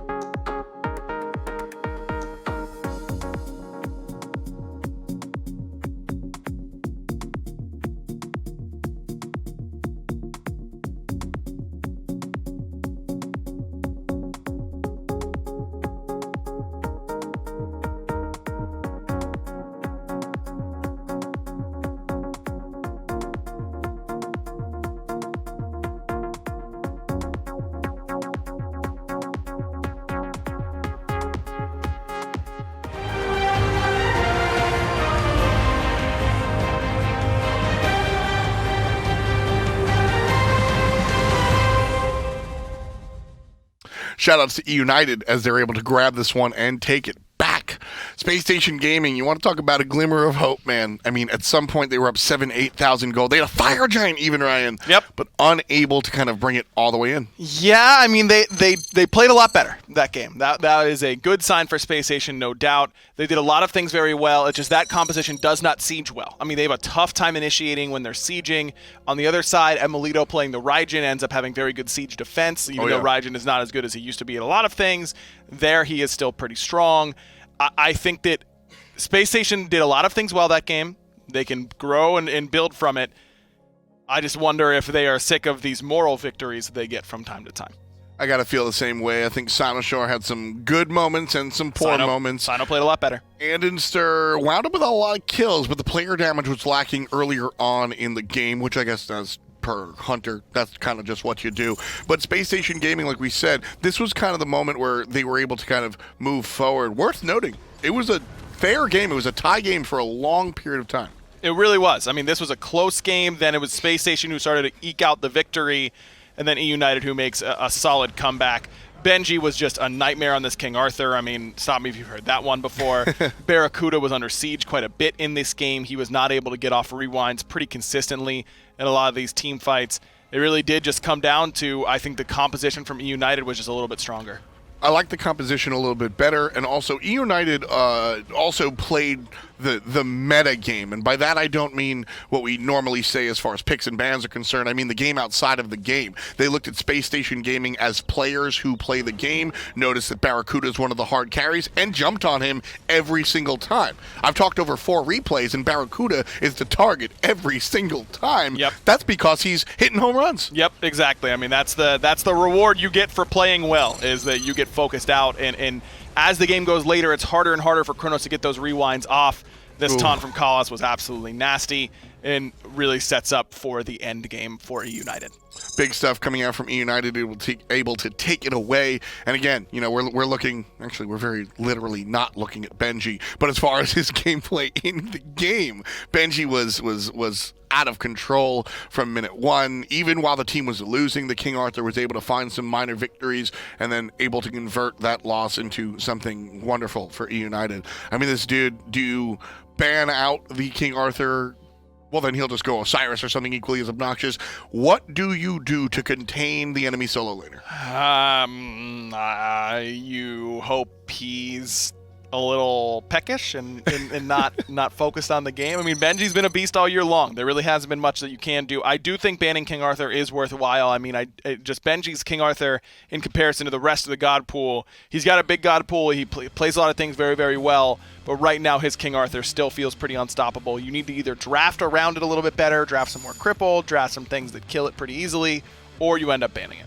We're seeing outside of the laning phase, SSG's solo laner kind of, our solo laners are doing the dance swap where they're not dealing with each other, they're just dealing with the enemy team. Right. If Aquarius refocuses onto Benji, is that the trap that Benji's laying, or is that the right call? Yeah, you can't do that. I mean, if you get to do that, then all of United's backline is free casting on Aquarius and Jeff, and then even if you kill Benji, their backline is completely healthy, and yours has taken damage from Benji at some point. So it's not a wise decision. I think that you really do need to come up with a better plan to deal with the King Arthur. If the case is for Spacestation Gaming solo laner to continue to play aggressively, I like the choice of tier and things like that. I think that was something that allowed Spacestation to find their footing. That first Fire Giant was opened up because Spacestation spread the floor. You had Aquarius pushing 2 separate players and other people pushing in 2 different directions. First choice overall going to be Chronos for Eunited. We limited the selection last time around. With all that said, emilitoo has a skin. Best Chronos player to ever touch the game, no doubt about it, but I don't know. I still feel like this is more of a wait and see what Spacestation's going to pick sort of selection. And Spacestation make pretty drastic changes. The only thing that changes for United is they ban the Geb and don't pick the Athena. So Spacestation still prioritize a Jeff pick. They go with the Kumbhakarna right away. But Khepri's open here for Kalas, and he's going to snatch that up easily. And this is the, oh wow, how do we kill the Chronos sort of comp now. I mean, this is tough. Love the Naja, love it less into Khepri, and even more less into the Anhur. You know me. I'm here to campaign for Naja every game. Khepri and Anhur is certainly an uphill battle for the Lotus Prince to really work into. Achilles, though, is a nice look, not even just because of the execution factor of the Khepri ultimate, but I also find that Achilles' damage and stun cone is actually a really big deal and can burst Chronos down pre-rewind. And I like that choice. Hopefully for Spacestation, they can make the Achilles work. We saw SK try this and had to put it someplace weird. Hopefully it works out here for SSG, because I like the tech. I agree. I think that SSG's draft is fine. They've got enough tools to deal with the Khepri. Khepri can give Naja a lot of trouble, but it's also very hard for Khepri to revive the target that Naja has up in Windfire Wheels as long as you have the damage before they land. So I do think that SSG has done a good job of picking around a very popular selection in the support role right now. As they go Chernobog, this is going to go for Andy in the mid lane. They're going to let BaRRA get the very last selection in the draft and try and find him a positive lane matchup, whereas most of the time they're picking his god very, very early and letting him go into a matchup where he might not be as favored. Short man comes out here for Eunited. Vamana will be walking at people for sure. Likely to be in the hands of Benji. Last pick available. Might change things up, but as is, I think we're going to see the Anhur in the middle lane. Emo play the Chronos. Khepri on the support. Ratatoskr in the jungle. And the short man over there on the short lane. I like the draft from Eunited. I honestly don't love it, but I'm a large fan of it. I'm very eager to see where SSG go. Now, if I'm BaRRaCCuDDa, I mean, you need some more magical damage. I don't think you want to go basically 5 physical with a Kumbhakarna, who is more or less the 5th physical in this, or may as well be because of how little damage he's going to put out in the grand scheme of things. I think Morrigan is something I'm looking at right now. I mean, you get the Ratatoskr transformation, you get Achilles. Freya is something I was not expecting. So I had Freya and Soul on the mind. Not BaRRA because they're Soul. strong, but because they're BaRRaCCuDDa gods. Sure. And here is where we, bring out the triple beam balance and we say, what weighs more, comfort or just how strong the actual character is? Sure. A lot of people say that Freya might just be one of the worst gods in the game. I'm not willing to go that far. Me neither. I do think that she's better than she's given credit for, but I mean, she took a lot of nerfs back to back to back to back to back, and her itemization got nerfed. That being said, the meta shifted to where now she gets all this free farm in the long lane. The push power is certainly going to be there. It can work. I like this is what I want to see from a team like Spacestation, though, that has struggled. Don't pick everything everyone else is picking. Go with your own sort of style. This is a very strong draft for what Spacestation players like to play. Mm-hmm. I'm a little worried about their AoE damage. I'm a little bit worried about how much the CC they might have. And if it gets overlapped, then it's a lot of CC, but it's all single target for the most part, so you can't afford to overlap it. This is execution heavy, which has not been a strength for Spacestation as of late. And with all those caveats, I still think they can win this game. Absolutely. I like the draft. We'll see if it comes to fruition. Eunited on the left side and Space Station on the right. We'll jump right into it. Pass it off to the casters. You know, that's the thing about Space Station. I rarely go into their games saying they don't have a shot. You know, they always make sure you have a little bit of hope. And like Bane said, for my second Bane quote, there is no true despair without hope. Can you do it with the voice so I can listen to it properly? There is no true despair without hope. Okay. I went for it. There you It go. wasn't too bad. I'm glad you did it. It made mine and some members of Mixer's days. There That's you for sure. go. Happy to help. I like this composition. You like four blinks? I said I like this composition. Emilito's playing Rat's duo lane. That's the interesting part of this more than anything else. iceicebaby and the Chronos in the jungle. That seems like maybe they didn't trade. You know, once upon a time, I would have said the same thing. But in think they did Season trade. 6, anything is possible. Yeah, but Chronos is really good in the long lane. He's zooming, though. Yeah, I guess he would be quite quick. That's a good point. Emilito waiting, lurking on the left-hand side. I imagine he doesn't want to try and just straight up out-clear a Freya. He Here's might what's go happening 1v1 here. after the fact, you know. Oh, Yeah. he's trying to blink in for the Into a stun, but minion didn't wave, find though. it. Emil, that's a whole minion wave. I think if he got the stun, I think he kills, actually. I guess a whole minion wave hitting him back. I don't know. Maybe. Yeah. It's a tight one in this situation. At the same time, he did have full Acorn online, was the big play there, for the most part, that he was looking for. I do think it was a bit of a risky strat, and he could get punished now. Yes, supremely risky. Does. As red buff gets stripped away, BaRRaCCuDDa grabs, and then BigManTingz is low. Man, if this Freya establishes lane pressure here, what a caveat that is, right? Against a rat that didn't even show up in lane at the beginning. They're going to be able to strip away the purple buff as well. Good The ring entire toss. jungle stolen, and now Cyno desperately looking for first blood, but Emilito escapes. Wow, Cyno gave up on that. I'm really surprised by that situation. They chose to back up and go for the wave instead. He could have potentially got Emilito there. I guess it was the Acorn mobility that he realized he wasn't going to keep pace with from the extra mobility you get from having that at max rank right now was the big difference maker there. And the reason I said, just to go back to like why that caused a lot of knock-on issues for Eunited in the early game on this left-hand side is because BaRRa got the whole wave down, then rotates in the jungle, gets red and purple buff, which means Eunited have lost a lot of farm on this left-hand side, and that's why you can see the level disparity already. Wow, this has forced Kha'Zix over to the left lane. We do not see this much anymore, where the support's over here just to help them clear. I don't think Emilito could do it on his own. I think that he needs Kha'Zix. Yeah, I actually do believe as well. I think I'd rather be Freya and Najar in this fight than the other way around. Agreed, and so far it's working out that way a little low, but so is Cyno. That was big burst damage, but BaRRaCCuDDa hits back for first blood, and he has the banish as well. Kha'Zix fully healthy, so he won't keep moving forward, but Space Station Gaming come out of the gates red hot. There's been a lot of talk as well about we want BaRRa to step up and try and lead the team now. This is the game.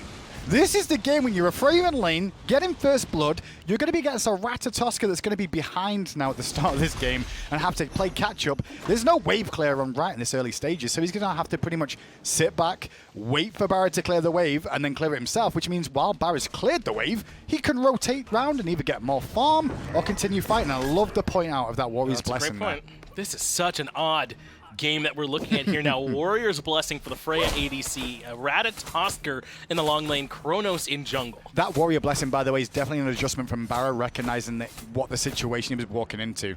Emilito hasn't really switched to that mid lane position as much, even though BigManTingz can technically play some duo. I would say, considering he's playing Hunters A, B, he played support for such a long period of time when he first came in the scene. But this is a play mid. Cyno in trouble here Great yet stun again. after. iceicebaby stuns two Ice members, Ice. and Emilito goes down first. Tingz wants to get involved, but that's the blink from iceicebaby to cut off the path. The obelisk there as well. Now he's rooted, and I think we've already seen the passive come out. Nope. He'll go into the passive here now, and Emilito gets two. I think Rat could have done that from the jungle, by the way. Yeah, but I also think now that this is back into United's control once again, all that early pressure that we just saw have Space Station Gaming have has now been turned back around. You know what? They would not have had iceicebaby or the Chronos there for that fight. Correct. That's what really sealed it, was the two-man stun. So, you know, okay, fine. I'll give some credence to that. And Yeah. if you think about how that went down as well, it was Callus blink pull into a good little stun from Emilito, and then after that another stun came through from iceicebaby. No chance of escape for Space Station Gaming, and one by one they fell like dominoes. Very interesting that this is the path they've chosen to walk. But it has now turned around despite that rough first start to this game here for them. Look at these health chalices too. For Emilito, clearly expecting he's going to need some sustain. while he's out here to stay topped up. You're going to take a lot of poke from Freya in the laning phase, or whatever stage of the game, to be honest. So you're just going to need to weather the storm for the most part. And this really still will be a situation where Emil's like, I know I'm in a matchup that's not going to be great for me. He's there to just try and farm up now and wait for gank pressure, keep BaRRa busy a little bit more so. Just has to be a little bit careful of the ultimate out of Freya too on his health bar options. And that's probably one of the reasons why those chalices are ticking. He definitely has needed them. I'm wondering how much BaRRaCCuDDa might end up hurt, though, from not having this Hunter's Blessing for this start. I feel like it works so well on Freya's. I know the Warrior's Blessing is so good for him, and it's going to help him survive a lot more often, but perhaps he might be wanting for damage a bit, too. He will be a little bit, mainly due to attack speed. Attack speed is where she would really love to be able to continue those attacks a little bit quicker, clear the wave a little bit more so. You may see him invest in more attack speed earlier on in this build to try and compensate for that situation. But as long as he can continue to farm up, Freya still swings. She certainly does, as Tingz regains control of his own red buff here this time and makes it back to the middle lane just fine.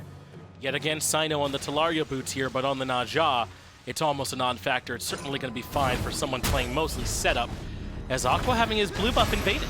I don't think he can do much about that against these two targets. Ice is going to rewind early because in came Andy to turn this around. That was a great read from iceicebaby, and he should be out of there.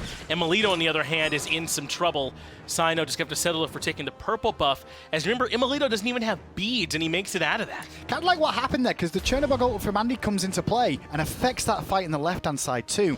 Don't forget, those clones appear on everybody, and you do get slowed by consistent attacks from those clones. Those shadowy situations. They probably gave vision to SSG at where he was. And gave him a good idea to make a move, but Tingz is in some trouble. There are the beads that allow him to stand tall and gets the pillow that slows everything down, but that's Cyno finding some safety relics from Tingz. Yeah, stand tall is one thing. I'm not sure if he had to beads there, but it's definitely one that was a great play for SSG, a small window of opportunity. Now Emil is in trouble, got to be careful. I don't think he can box into this Freya personally. I know he's working on what looks to be a Blackthorn hammer, but especially at like medium range, it's just not the fight for him. Emil's really trying to show his ability in this lane matchup though, by trying to continue to take fights in this, because the moment he gets too low, Freya will ultimate, and then think about how Emil can get out of that situation. If his dash is down, his only option is to ult himself, which roots you in place. Yes, you'd be a bit of a sitting duck to all that damage on the Valkyrie discretion. iceicebaby very politely leaving this farm here for Emilitoo. Wish I knew any junglers like that. I was going to say, when you say politely, I'm pretty sure he was saying, okay, when Emil was like, get away from my farm.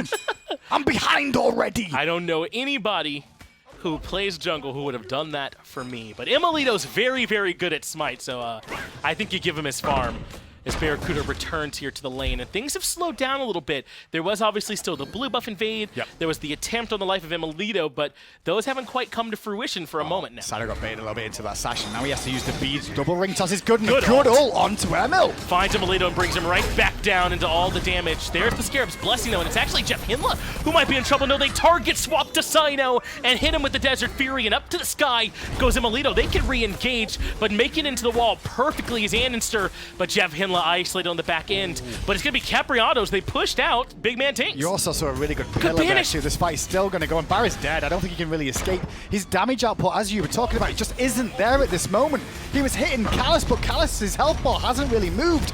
And when he lands, this is disaster.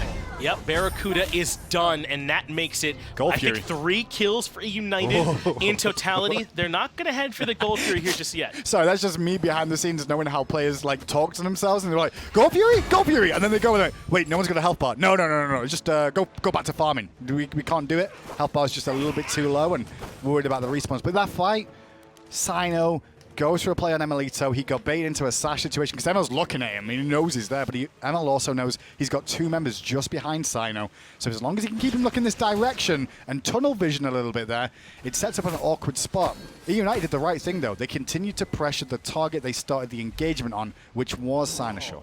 They did such a great job with that. I like the way they were able to target swap. There was a moment where JeffHindla was the target, but then they recognized they should swap over and come back towards Cyno.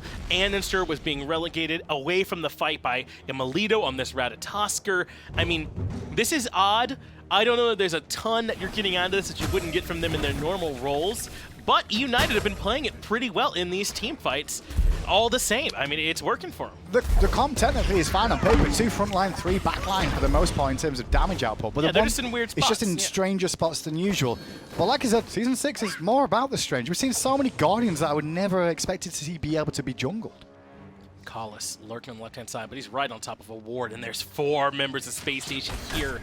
I don't know how Eunited get away from this one without shedding some blood. A nice Really good root root. from Collis. Emilitoo gets time to get his ultimate off, and now it's just Collis. If only Collis falls, this is fine. But it's even better if not even Collis finds. Exactly. Eunited are out. And just look at Emilito's ability there. He immediately pops the ult as soon as he sees Jeff blink on him for that yawn, because he would have died for sure in that situation.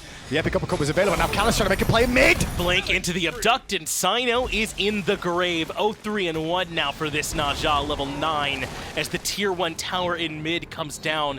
And it's starting to look like it might not matter where you put the stuff you're playing up against Space Station Gaming if you can control these fights. This situation is what you would have wanted for United in Game 1. This is the same sort of thing they tried to do.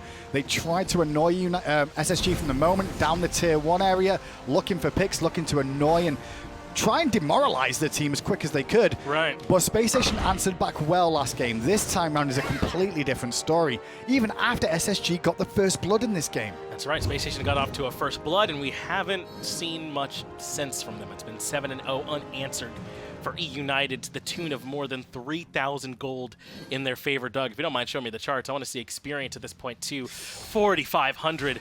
We don't even have that much time to talk about it because Benji's being a menace in the middle lane. Every single time we look at any sort of engagement, it's all pressure on Cyno. Cyno, time and again. And when he's playing Najah, his own real escapes, which we know is his ultimate, which most of the time you don't really want to use defensively if you can help it, and the sash. And if those are down, then you're in a world of hurt from the roots, from the stuns that are all available on a United. Nice banish from BaRRaCCuDDa for Emilito's aggression. He has the buckler there, I believe, as he starts to work his way towards an Achilles or a runic shield. We'll see which one that Emilitoo prefers. I'll tell you, I don't know what ADC Ratatoskr prefers in the Freya matchup in Season 6. It's a good point. I do like the Achilles idea that you were mentioning there, though, dashing onto BaRRa, so when he does actually try and use an ability, he's going to immediately get silenced. Oh, that impale! Goodness, BigManTingz with the impale. See you later to JeffHindla. He has been removed. Emilitoo up in the sky. Looks for BaRRaCCuDDa but can't quite find him, but the execute on the Tings is off the mark from Aquarius, and that means the Anhur's out. He's going to try and loop back around to find him, dead. and they actually still have a pretty decent fight in the back end, but iceicebaby gets the rewind off in time. Cyno does at least get the ultimate on, and he got took to the sky as well with an ult of his own. Iceice's trying to survive, won't be able to, but Benji's here, and Cyno's going to fall again. It's a double kill now for the Vamana from the solo lane. 3 levels up over Aquarius. That's brutal how much he's been able to rock that solo lane up until now. And Space Station Gaming, despite that fight actually not looking too bad for them, still end up in a 2-for-2. Callus will walk away for the time being. And with what you saw with Aquarius there too, that ultimate that he was looking for the execute, full credit for the pathing option that BigManTingz did, but also Callus using that big frame Khepri has to try and prevent as much option as possible. He's the one that blocked the shot at the end of the day, because I do believe it would have connected. Aqua unable to find what would have been a really critical kill if they could have gotten it. I believe it was Tings that manages to worm his way out of there. 1-0-5 on this Anhur. 2 levels up over andinster, but he's not the only one. iceicebaby 2 levels up over Cyno. Benji 2 levels up over Aqua. BaRRa is a bit out in front of Emilitoo, but this is all United right now. Wasn't terrible from Space Station in that fight, though, considering we just talked about the Agreed. experience deficit, the gold deficit that SSG are down at the moment. Could have been way worse. What ended up happening there, they found a couple of kills. BaRRa getting one for himself and an assist too. Aquarius picking up 1. That's good. It was the push after that where still Space Station, Eunited had even more to give and reinitiate with more people coming in, such as Benji. It's like I was saying in game number 1, I'm not so sure how good Space Station are at reading the current state of a fight during a fight, and that might just come down to still not quite having that clear in-game leader who's making those calls for them. Of course, it's impossible to know if we're not there with them, so it's just conjecture based on what we're seeing, but that's certainly what it looks like from the outside. Generally, what you see with teams, though, is that somebody will clearly be the initiator for a team at different stages of the game. Most of the time, it's a jungler or support in the early game, but wait a second, BaRRa might be under pressure here. However, rotation from Space Station will relieve that for sure, as iceice recognizes it too. Going into what we saw, though, it really is early game, generally a jungler or support, but then normally we see a transition to a hunter or a mid lane player, or even a solo laner that's going to be the one that tells the team what the game plan's going to be. And right now, the game plan for me United is go for this gold fury. Aqua has the upgraded teleport, so he can go to a ward, but he is going to come just right into the fight and not try anything sneaky. JeffHindla tried to blink in, but he's been caught by the abduct. Emilitoo makes it back to the sky in time, which means JeffHindla will be put down to the passive. Tingz and Benji should be able to clean that up, no problem. A nice pick for United, and then go right back to GF. Split the difference as well. The blink from Emilitoo takes out BaRRaCCuDDa from the equation for the most part. As soon as Emil gets focused, he ults and gets away. Fight still going on as Andy now under pressure, and Benji could continue chasing if he wanted to. I think the goal for you is more important, however. Cyno went for a loop around play to the back end of the fight. At the very least, it looks like he did put down a ward. So he knows what's going on here. I just don't think Spacestation can come in and fight this. That means now it's a pick onto JeffHindla and a gold Fury for United to push that lead even further out of reach, near 6K. And Agro was talking on the desk as well about how Spacestation Gaming's composition doesn't have a hell of a lot of AoE in these team fights. Very good at single target focus, especially when you think about the fact Khepri's ultimate doesn't work against an Aquarius ultimate with this Achilles pick. They've not had the situation to really single down a person, because as soon as they get under pressure, they get themselves away. Well, who would you describe as the setup for Spacestation? It would be Cyno and Jeff, right? And once that CC chain starts, you can kill your single target. But those two have 8 deaths combined. They're not alive to start the CC chain for the most part. And now a blink onto Jeff. See what I'm saying? It's going to be pressure from the abduct too. The root didn't find it, but the Desert Fury will. Pyromancer did go down there, Finch, but what we're seeing here is exactly what you want to do to a team that's going to be single target focused. If that's the front line that's going to be the engagers, you take them down, you put them behind, and they can't do anything. Benji just walks down andinster even with help nearby, and now he's sustaining through the damage. Impale on the BaRRaCCuDDa, force him up to the Valkyrie's discretion. Cyno has to use beads as well. Spacestation buckling under Eunited. This is nuts. Tingz with the Goomba stomp there. I loved it too. Sorry, Tom, I know I stole that one, but I did like it at that moment in time.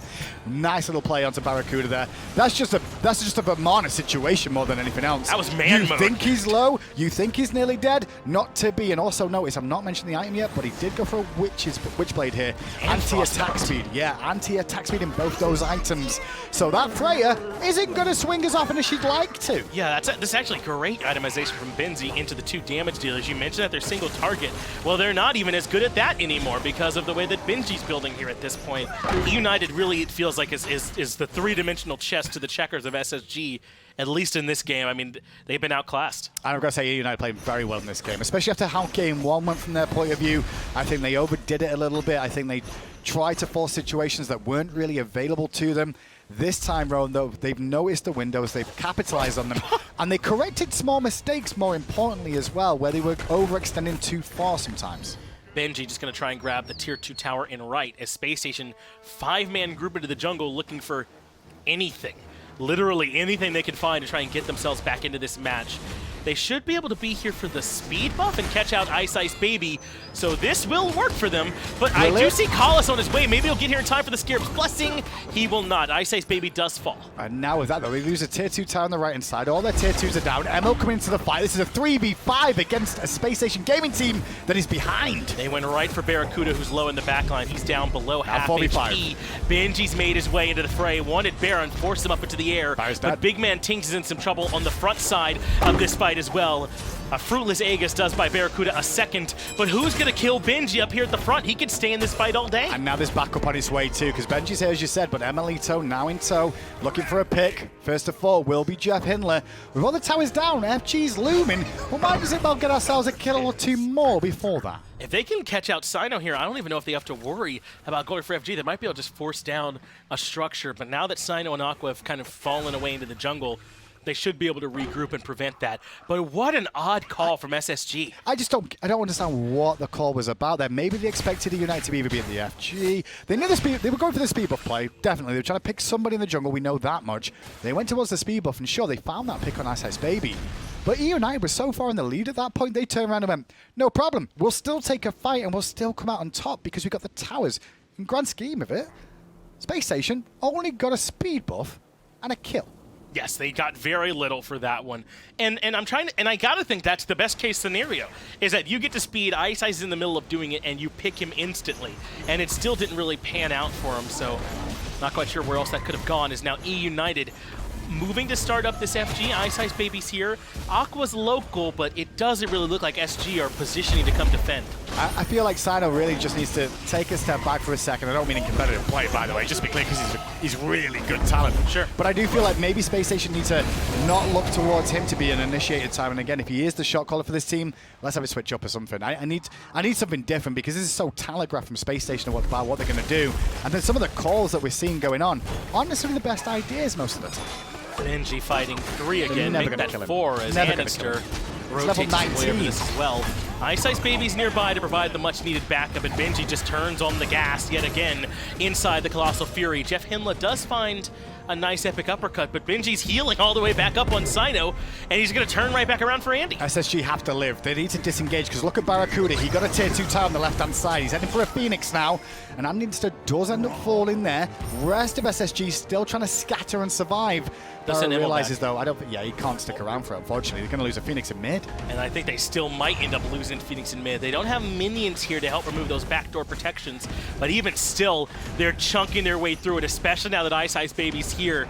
I like the idea to try and get something with that tier 2 call from BaRRaCCuDDa, but the rest of Spacestation Gaming were so scattered they got picked off. Kind of hoping if I was a Spacestation fan, it was Freaky Friday this week. Instead, it's just Friday the 13th. Full moon, Friday 13th, you know? You know, that's what I was like, maybe it's going to work out, but nope. It's still going to be the case where SSG are up against it now. Single target focus, they find 1 pick so far in the last couple of minutes. Outside of that, they've been trying to find something on the map. Eunited have just decided where they want to be now. They're the ones in full control. Do we want to do fire? Do we want to do furies? Do we want to just go for picks? They could have taken the Phoenixes down at this point, in my opinion. Instead, they'll take a fury, which is fine. There's no reason to rush the situation. And it's starting to feel more and more like a non-factor in this one. 3 items completed at this point, and level 14, that's below Collis on Eunited's side. It's just been tough going for this Chernobog here so far, Hindu. We also mentioned, though, that Spacestation Gaming haven't looked great in the 3v3 in the mid lane. And if you've noticed this game so far, or this set so far, we've not really seen much of a 3v3 out of Spacestation in the mid lane at all. Cyno has been on adventures more often than not towards the duo lane than anything else, leaving it to be a 2-2-1 situation, which has definitely allowed Eunited to go, okay, we've got 3 mid, we're going to keep the pressure in mid. That is in turn caused Andy and JeffHindla to be this far behind, because they've been in 3v2s a little bit more often.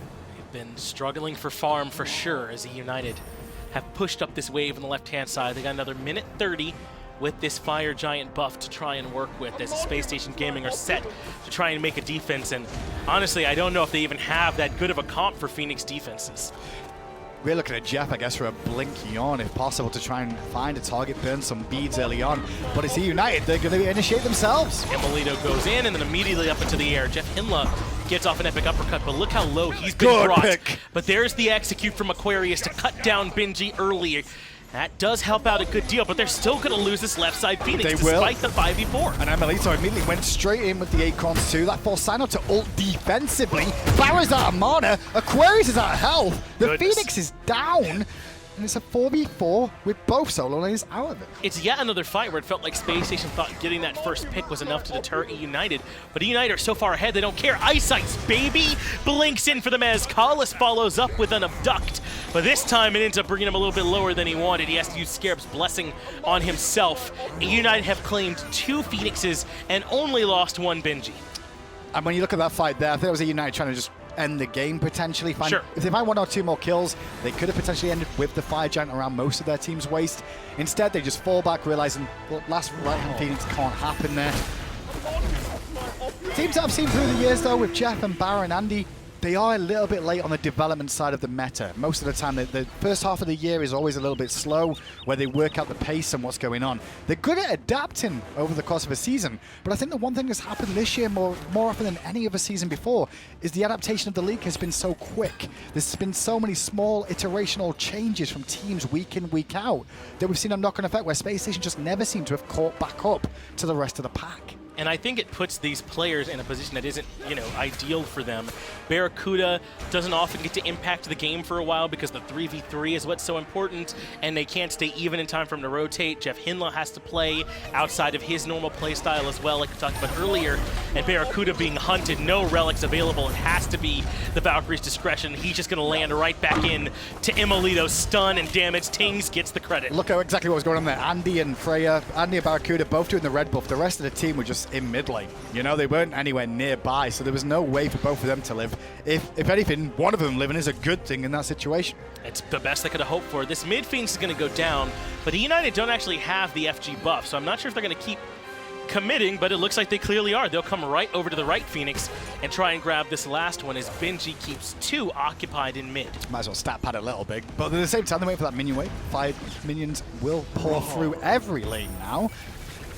I just don't know what Spacestation needs to do next game. In all honesty, I'm trying to like rack my brain. Maybe not a single target focused. I feel like Eunited really have just sat there and let Cyno try and make plays and then countered those plays every single time. Yeah, I mean, if you figure it out, get Alpha Jack on the phone and let him know. I'm sure that squad's hard at work trying to see what some of these issues are. And, you know, you can certainly tell some of the surface level stuff, right, where people are getting picked by themselves, where they're taking weird engagements, that sort of thing. But I think that there's clearly something more going on that, you know, that we don't know. And through the seasons, we've always had teams where there's always been talk of like, do they care anymore? Is there any will to win? I guarantee you the Spacestation squad, they're never happy with a loss. And they're even more upset. I know behind the scenes that they're just trying to find what is going wrong. Just things aren't clicking for them. Yeah. And they do care. Believe me. The fact BaRRaCCuDDa doesn't stream as much because he's trying to scrim more in the background to try and make this team better as a whole is a big indicator of that to me. I mean, Jeff told me that this team is still, you know, they're still feeling good about, you know, one another. They're still trying to problem solve about what it is that's hindering this team. So they're absolutely still, you know, in the workshop trying to tinker away at this SSG squad and figuring out what the problems are. It's going to be a while, I think, before we see them materialize. They're definitely going to come in and give it a try each one of these weeks, but it's looking more and more like it's going to be hard for them to find a set win. I'll also say I don't think any of these players are really past their sell-by date at this point. Esports is a little bit different than professional sports in terms of the likelihood of a player retiring earlier on, because I do think they've all got a little bit in them, but at the same time, at the moment, it's just not good for the fans. It's rough to watch for the players, the fans, and even the pros against them are coming out at the moment, with them at the moment saying it's rough to see the situation from some fantastic talent who just can't get it together. Eunited now gearing up to make their final push. BaRRaCCuDDa the target of emilitoo's ire. He dashes into the fountain, and that's going to cost emilitoo his life, and maybe even his team's ability to close this one out. We'll see if they can do it in the 4v5. Space Station still here and strong. Benji taken up into the air. I don't know how ideal this target is for the Naja ult, and they only bring him down to half health before Colossal Fury comes out. And now he's just going to continue to beat them up. Desert Fury came out from BigManTingz, pushing them back. Jeff's going to go back to the fight for health. Aquarius might not get an option. Goodness. BigManTingz will stomp in after the fact, and now look to end the game. And this should just about be it. BigManTingz finds himself a double kill. The Titan below a quarter. BigManTingz finds himself a triple kill. And at this point, Eunited just farming, getting Tingz the quadra kill. And Space Station dropped their second game of the set. We nearly got to cash your first penta kill then if he would have got that last one. Cyno was in the fountain there. Great performance from Eunited there though. I know we've talked a lot about Space Station is because it's a team of history. A lot of people know about them.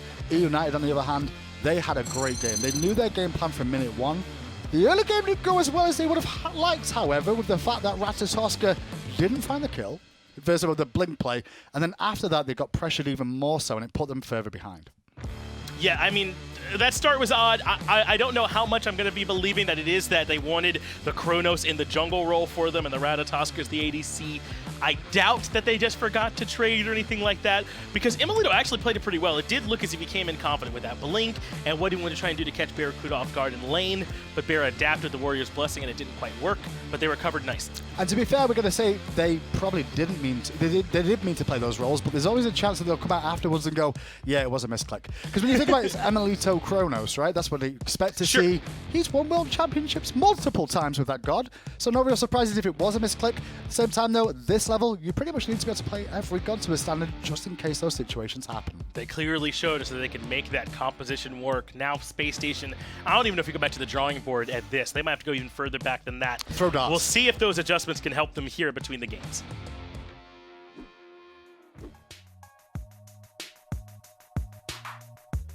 INAP, powering the control room for the SMITE Pro League.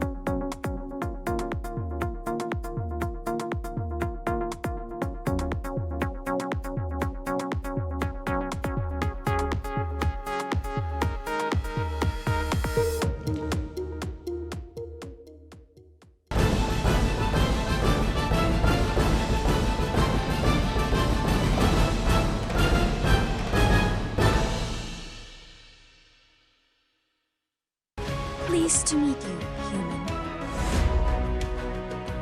I don't have a spirit animal because I am a spirit animal. Stay back or you will not like what happens next. You never know what we might be up against. This should keep us safe. Humans think I'm indifferent, but I just don't have any fox left to give.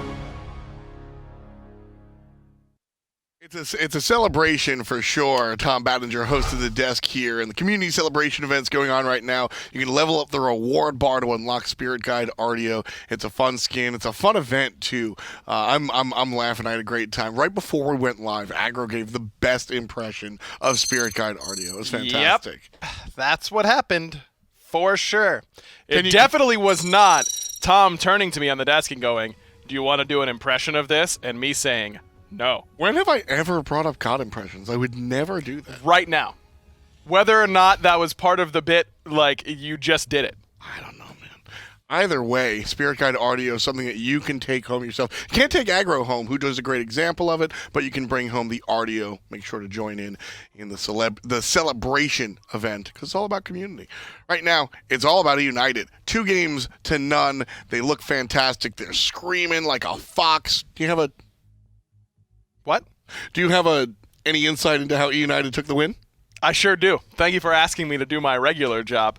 Eunited go with this weird Ratatoskr ADC Chronos jungle sort of strategy. Which was intentional. It was not. We confirmed it was not a forgetting to trade situation. Maybe it should have been. But it doesn't matter because they end up pulling out the win. I mean, Spacestation got off to a pretty decent start. An early first blood over here in the long lane. BaRRaCCuDDa is able to kill emilitoo. Emil lost out on quite a bit of farm in the first place because of this rat start, but ultimately still was not enough for Spacestation to grab the victory. This is just a United grouping as 5 a little bit better than the opposition. I think the big question on everybody's minds, whether they watched the game or not, they want to hear it kind of from us. Freya, was it a mistake? Did it work despite the loss? What's your full take? I mean, it still does Freya stuff. It still pushes the early wave pretty well. It's just that you can fight it so much more easily than you used to be able to. I don't think the main problem of this game was the Freya, but I don't think it did that much to help out Spacestation either. I mean, to be down, what, 4K at 1150 or whatever this is, right around this Gold Fury fight, you're going to be in a bad spot to begin with. Jeff really struggled on this Kumbhakarna this time around. He took a lot of deaths early on, and it just snowballed from there. Really, Eunited just won the game. I don't know how to paint it as more simple than that. Every time Spacestation kind of reared their head, Eunited slapped it and then some. Every single engagement went Eunited's way. Spacestation had a moment where they tried to defend under a tier 2 that looked kind of maybe that was the moment, and Eunited said absolutely not. BigManTingz finishing up 8-1, 9-1, and 6 after the quadra at the end of it. A little bit of fun there, but the mid lane Anhur continuing to reign supreme. The red, white, and blue looking clean here in game number 2. And the big thing for United so far has really been the play of Kalas. I thought he's been the best performer across both games. I mean, BigManTingz and Kalas and iceicebaby, that 3v3 core that we talked so much about at the beginning, Spacestation's really struggled. How will they do up against the Uniteds? BigManTingz and Kalas have both looked great. iceicebaby's done a good job as well, but not quite to the level of those other two, but still certainly very serviceable. And that's why United's been able to win both of the first 2 games. Benji's been a strong force on the short side, and it's basically been a lot of Benji in the support role for sure. Seeing Kalas and Benji kind of take 2 different sides of the team fight. A lot of times what we're seeing here is that Spacestation gets split up into 2, and Benji goes, I'm tanking this dungeon, and then it's going to be Kalas tanking that dungeon, and they're able to kind of split up into 2 groups, take Gruul and Mag, and then look forward to whatever the hell they're going to take after the team fight. That's been kind of the go-to play for Eunited here. So identifying that aggro, is there something that SSG can do, whether it be by way of picks or by way of X's and O's on the battlefield, to prevent themselves from getting split up in such a disastrous manner? Yes, there is, but it's a laundry list. I mean, it's long on what Spacestation need to do. It's not super picks and bans oriented. I don't think it's particularly God dependent. It's Spacestation's getting very split in these team fights, and you either have to let Benji have his way with one of your backliners, he takes him out, and then you end up winning the rest of the fight and dealing with Benji later on down the line. Maybe you draft a better tank killing composition. I mean, there's things that you could try and do in that vein, but frankly, and this is the worst analysis I've given in a while, which is saying something, Spacestation just needs to play better. I think that's fair. I mean, you know, to be honest with you, my analysis of game number 2 was Eunited just beat Spacestation Gaming, and while Season 6 of SMITE has been some of the most intensely kind of analytical, deep level of gameplay we've seen, sometimes it is just that simple. You got to hit your stuff. I mean, the game can be boiled down to don't get hit, kid. Spacestation are getting hit. Geb and Anhur might turn things around just a little bit. I love the Anhur selection here for Spacestation. I think it's a character, again, moving the goalpost more towards the early game. The Anhur can certainly do things more towards that early game and that mid game. Spacestation Gaming are looking... This is kind of where I was going with the question I asked you earlier. I'm not saying pick Odin, Kumbhakarna, and Thor, but I think there's something to be said about character geometry and locking off the ability to get split up. If you put a pillar down to your left side, you can't get dragged out there to the left, spread out to the right, and find yourself schismed in the middle. Things like Anhur pillar are very impactful for a team that's getting split. So I like this choice from SSG even beyond the fact that Anhur is a fantastic choice right now. Poseidon locked in pretty early here, and I wonder if this is going to go to Cyno. I think it's Andy in the jungle. I don't know. Andy's been playing nothing but hunters as of late. He's played a lot of Anhur. I really feel like this Anhur is going mid, and I don't think BaRRaCCuDDa is picking Poseidon. I agree with you, and I mean, we know I'm here for the Poseidon jungle conversation. But andinster, you asked for the old school Andy mages. When Andy moved over here to the mid lane, he played Scylla and Poseidon and Ra. Those were kind of his go-tos. And so I see the Poseidon, and boy do I want it to be Cyno, just so I can be that guy. But on a serious note, you know, analysis is where we get paid.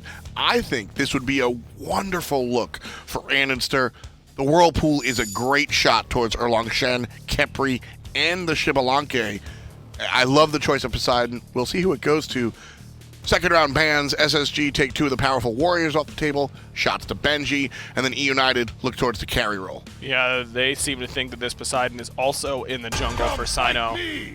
Odin pick right here. I wonder if you can wait on this, man. I mean, yeah. If you have the option to 10th pick it, yes, you want to get BaRRaCCuDDa a better lane matchup, but what if you just pick something for Barra here? Pick him Jingwei. Yep. He's not going to be upset about that. You pick him Jingwei, and then you just give Odin to Aqua 10th pick, and maybe United build themselves into the coffin with their last 2 picks. Like I said, I think the geometry will be very, very powerful. If you've got a ring, it's, you know, hard to be separated, right? Players can't walk through it. I think it's a good look. Odin and the Anhur will provide a lot of those kind of, well, we'll build a wall. You can't kind of bring me through it. So it's an interesting choice. Odin has been lamented by a lot of players, but we've seen it on the console league, the minor league side, and even the pro league a little bit here and there. So the character has some merit at the end of the day. The cage is gigantic. Thoth can't get out of it either. And the Olorun landed as well. Okay. I'll tell you right now, Spacestation Gaming identified that they were getting split up in their team fights, and they've drafted to combat that for sure. They definitely have. Plenty of AoE in this team composition. I like what Spacestation's doing. A little bit concerned about follow-up inside that Odin cage. It's not super consistent AoE damage. But overall, I think Spacestation has gotten a pretty good draft here. They cannot afford to be behind 4 or 5K 10 to 12 minutes in, though. They have to have a better early game than they did in Game 2. But overall, I like the idea. I think picking something like Odin can work well. It does great against every pick except for the Thor, and even then it can be pretty solid. Sure. If Aqua can come in and find impactful cages early on, Spacestation can win it. Poseidon and Anhur, if that is the mid-jungle combination, is a nice look as well. Again, I talked about bringing the goalpost earlier. Stop looking for these hyper late game compositions. They're just not working. If you can't exit the early game, how do you get to the late game? Spacestation, bring it back. Hopefully they can turn back the clock. We'll see how the game goes. Spacestation in desperate search of something that can work here as we move into game number 3. You introduced that pitch so somber. You were like, it is somber. Here we go again. Did you not watch games 2 and 1? Were you somewhere else? Another nail in the coffin. I mean, if you saw something different, go ahead and let me hear it. Go ahead. Let's give him a chance. Come on. Every game is a fresh game. You start at the same level, you start with the same amount of gold, you've got an equal chance in every game in a MOBA. That's big true. You know what? You get your own side, that's yours, and everything. Yeah, good point, Hindu. See? It's all equal at the start. It's just like a game of chess. Yeah. It's the same way. It's what you do with it. It's not quite, because you have different pieces, but I see what you're saying. There's a lot of aggression on the right-hand side. United trying to make it towards the speed, but JeffHindla and Aqua not letting them in. So instead, United's going to trade autos with them. And so far, Benji will win this. It is coming out in United's favor. Benji will win this. That's just the hammer alone. Just beat down with... It's Thor's hammer! What you expected it to do? Tickle? It's Mjolnir, and now you've been abducted back in. There's the hammer toss for damage, but the jump over top brings Kala low. In the end, all they really get is some damage, and Cyno secures the buff. This was all protect the speed buff. That's all that was about, really. And now, Benji and Kala looking for an invade, which I think could be a little bit risky. Take into account those camps will do damage. However, Jeff and Aquarius stuck around a little bit too long, and that's first blood. Yeah, they want these fights, man. They want them as much as Spacestation are willing to give them. Can you just lower the tone a little bit to somber for me? Yeah, they want these fights, man, and it's just not working for Spacestation. Iceicebaby gets I think you Andinster, jinxed him. That's what it was. Yeah, I think everything was going great, and then I was too somber, and that's what happened. Everyone agrees. We'll go with that. Yeah, let's go with that. My bad, SSG. 1,000 gold down already with how that began. Then the first blood is definitely worth 400 Gs already. But a United just trying to keep the pressure up, trying to put this to bed early, have a quick trip home if possible. Perhaps. This was all about trying to get Cyno off to a speed buff early, and now he just got hit by that pin, which chunked early on. Poseidon is on, or rather Cyno, I said Poseidon. Cyno is on the Poseidon here in the jungle, and he's all the way over in the long lane, trying to match up here with iceicebaby and emilitoo and keep them pushed back. It was such a chaotic start. We actually missed one of the kills that got everything kicked off here. We were able to see the one that happened with JeffHindla, but if we can, let's go back and take a look at the other one that happened in the middle lane. Blink in, pin, beats down, level 1, no jump, too far forward, oof. Yeah, and Andinster didn't have any backup. This is why I don't do analysis too much, because it's just, it's like, oof. Well, you're my analyst this time, so I'm gonna need you to pull all that extra weight. Yeah, so you see, consider the situation there. He's only level 1 in the grand scheme of things. He didn't really have an opportunity to do anything else but use beads and hope for the best. Yeah, popped the exposed weakness that allowed for follow-up damage, whatever. Something like that. There you go. Sure. We're on par. Erlang Shen's good. Yeah. Especially if you're by yourself in a 2v1 up against him. So United off to yet another quick start, but I think Spacestation can try and stabilize here in this game here, Hindu Man, for a couple of reasons. BaRRaCCuDDa's on this Olorun, which once he gets past this early game is going to be difficult to deal with. Andinster still has an Anhur in the middle lane matchup, which is definitely capable of keeping up with the Xbalanque. This is not over by any means. And it's funny because when Olorun's in the game, we know he scales very well until the late game and is very influential with that field ultimate that he's got of his. But when he goes for a Gold Furies of Fire Giants this time round, there is a Thoth on the enemy team, and also Darkest of Nights that can come into play. BaRRaCCuDDa is in hell already. His beads are down, his life is over. And the beach, as you mentioned, were gone as well. Once the Olorun uses that knockback, that's about all he has in terms of escaping without the ultimate. And the Odin pick in this game is good because the ring's going to prevent a couple of options. The problem is that this pin, this Erlang Shen in this game, is going to shut down so many gods from being able to get away. No one really has many leaps on the team outside of the Odin and the Anhur. Geb's going to have a rough time, Olorun is going to have a hard time, and so is Poseidon jungle. You get hit by that pin, you're fighting, whether you like it or not. Yes, you are now rooted and suddenly stuck, and BaRRaCCuDDa might be in trouble again as Ice is lurking in the jungle. I don't know if BaRRaCCuDDa knows they're using the root to set up the final judgment, but JeffHindla comes in like the hero he needs with the shield to keep BaRRaCCuDDa alive, and iceicebaby will pay for it with his life. emilitoo, though, does get the kill in trade, ends up being 2 for 1 for Cyno. We just got away from emilitoo's camera there, but I saw a cheeky smile appear on his head. They were really trying to pressure BaRRa even further in this game. We saw him just die moments ago, went straight back to it. This time, though, Spacestation read the situation. Jeff was there, prevented a quick burst down of BaRRa, which allowed BaRRa to hold on to allow Cyno to rotate in. Good turnaround from SSG. Like you said, they're not completely out of it yet. It was just another rough start. I can't believe that they had the read on that one. They had JeffHindla and Cyno making the rotation. The reason I can't believe it is because BaRRaCCuDDa kind of stepped up into it. Maybe they thought it would get there a little bit sooner and he'd be able to live through the turnaround, but either way, BaRRaCCuDDa does take a spill there that perhaps he doesn't have to. 0-2-2. Blinking from Callus and the pull again. They're still going back, trying to kill BaRRA. Goodness. The knockback comes into play, but the route is too much. Yeah, this is starting to get a bit brutal now for BaRRaCCuDDa. They're not even letting him come back to lane. That's 3 deaths in a row in a span of 2 minutes or so for BaRRaCCuDDa. Once they got those beads on that first gank from iceicebaby, they haven't let him breathe. And then Jeff goes to the lane to soak farm, meaning Cyno's isolated in the jungle, and he gets picked. Wow. Eunited are just dismembering Space Station. Wherever they try and go to answer back, or at least try and find the farm, they're getting picked apart.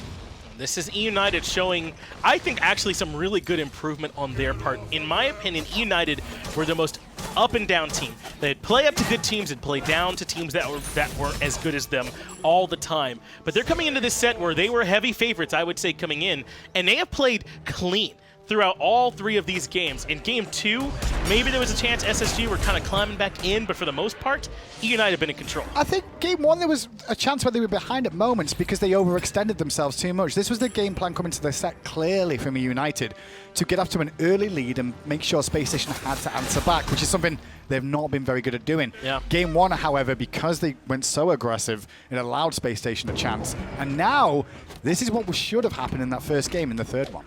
I like that Cyno can't get Talaria boots since he's Poseidon, so he just gets the Traveler's Shoes here instead. Essentially the same deal, just on the magical damage side of things. But it looks like iceicebaby largely agrees that that's an okay strat. He's also going the Stellaria boots. And I think that despite them losing a good bit of the power in comparison to Warrior Tabi, we are seeing more junglers start to come back around on this boot selection. And that tells me we're moving away a little bit maybe from this meta of 3s in mid again, where the junglers are going to rotate quickly to the side lanes a little bit more so and try to farm up the map. The mobility from it is definitely one of the biggest keys. We keep mentioning that, but also the mana regen. Some of these gods like Poseidon do have quite heavy mana costs in their kits. Proxy farming now from Benji. He has the ultimate if he were to ever end up in danger, but right now he should be A-okay. Cyno just got the speed, so he's on his way to this. Just look at what emilitoo's doing here, by the way. He got pressure in lane, he got support. BaRRa's so far behind at this point, he's 2 levels down. Instead of being in lane trying to continue to pressure and farm up, why not rotate mid? Why not try and make BaRRa make a decision about rotating himself or staying for the farm and using power plays of extra members being around? This looks like has worked pretty well to keep Space Station Gaming guessing. iceicebaby goes aggressive on the Cyno. Cyno still has the Kraken, which does hit for some damage, but not the knock-up. Cyno has been removed. JeffHindla drops the Cataclysm with iceicebaby, keeps up the chase. The hammer is there too. JeffHindla still holding on to life. The wall actually saves JeffHindla as he makes his way back out. Wild fight. Aquarius is going for a leap away. Andy's Impale will slow that down for a moment or two and actually get the beads out of BigManTingz there. Remember, Callus still has his ultimate available if it's needed, and it's still not been needed just yet. It might need it now. BaRRaCCuDDa drops the Sanctified Field, but Benji still has the wall stun, makes it back out of it, and BaRRaCCuDDa can't punish the level 9 solo laner. And notice this time, BaRRa rotates over to try and help defend, loses most of his tier 1 tower. And Red buff also stripped away as Ice rotates back in. Eunited are just pulling and pushing Space Station around the map and finding windows. And Space Station are having trouble answering when you just ask one question. When you ask question after question after question with very few good answers, if any, to them, then Space Station have started to crumble here a little bit. And I think a lot of teams would under this kind of consistent pressure, but especially a team that hasn't gotten much of anything working so far as Benji steals another blue buff. And you're right, Finch, when you talk about the cluttering of comms, this actually happens in games too, where a play goes wrong. You may be just trying to discuss that play real quick of, hey, let's not make sure he's there again. You know, we need to make sure there's a ward down here. Why are you saying we need to make sure there's a ward down here? Somebody else is getting ganked elsewhere because there's further pressure, and you start discussing that situation and not even resolve the first one. It just gets lost and lost further and further of not being able to resolve these issues that are popping up like a whack-a-mole type situation here for Space Station Gaming. Cyno looks like he wants to try and lock down iceicebaby. Kraken lands the knock-up. The pillar's there too, and andinster with the Desert Fury finds it. It takes 2 ultimates, but iceicebaby goes down. So close that I actually thought Ice just managed to get his ultimate off in time. I don't think it would have mattered in the big picture because of the fact that he had the opportunity to get bursted anyway. But if he would have survived a little bit longer, he could have resustained back up through that. They've got a big problem over here in Benji, though, level 11, even above emilitoo, who's been farming relentlessly. Once this Thor starts rotating, things get even worse. And think about what happened with Benji at the start of the game. He goes for a speed buff invade, doesn't manage to get the speed buff invade, but what he does get instead is a blue buff and a kill in that fight on the right-hand side. Yeah. Then goes back to the farm, and everyone's going to leave him alone. Odin can't really do too much apart from a 1-2 combo in that laning phase, which is generally there to clear the farm. Jeff and BaRRaCCuDDa know they're here at the purple buff, and they're going to do their best to stop them from securing. A shockwave at the last minute is the best they can offer. Andinster takes quite a bit of damage here in the middle lane, but iceicebaby has Cyno in trouble. And who else to come in but Benji on this one finds the dunk and makes it back out to the hammer. Easy peasy. Notice how Andy threw that impale too, and just as that impale went through, Benji jumps to his hammer to avoid getting hit by a really nice play. BaRRaCCuDDa trying to contest emilitoo, but he's been rooted, knocked up, and the Sanctified Field cooldown used at the last minute. A bit of a futile effort. He won't have that one when he respawns. Tier 1 tower in mid now drops as well as Eunited. This lead has catapulted out of control now. 6,700 experience, and they're about to get another Gold Fury. Pyromancer could be an option too soon after this if this keeps up as well. This is normally, brutal. if this was like a game 2 in a set, Finch, and it wasn't the last game, I definitely would be in the mindset of like maybe surrender this one, move on to the next game, call it a day. It didn't go right from minute 1 here, and if Benji lives this, that's even worse. They've gotten in close. Benji should be dead here. The Odin cage is enough for a nice shutdown of what Benji was up to. Very necessary on the side of Spacestation Gaming, but it just did not come easy. They can at least start to pull the Pyromancer, but Collis and Tings are nearby, and they might just settle for killing Jeff. Yeah, Jeff's only level 8 to the level 12 of He's out. BigManTingz too, so the damage that's going to be swinging onto him is very impactful, especially because Jeff's only really got the Reinforced Greaves online so far.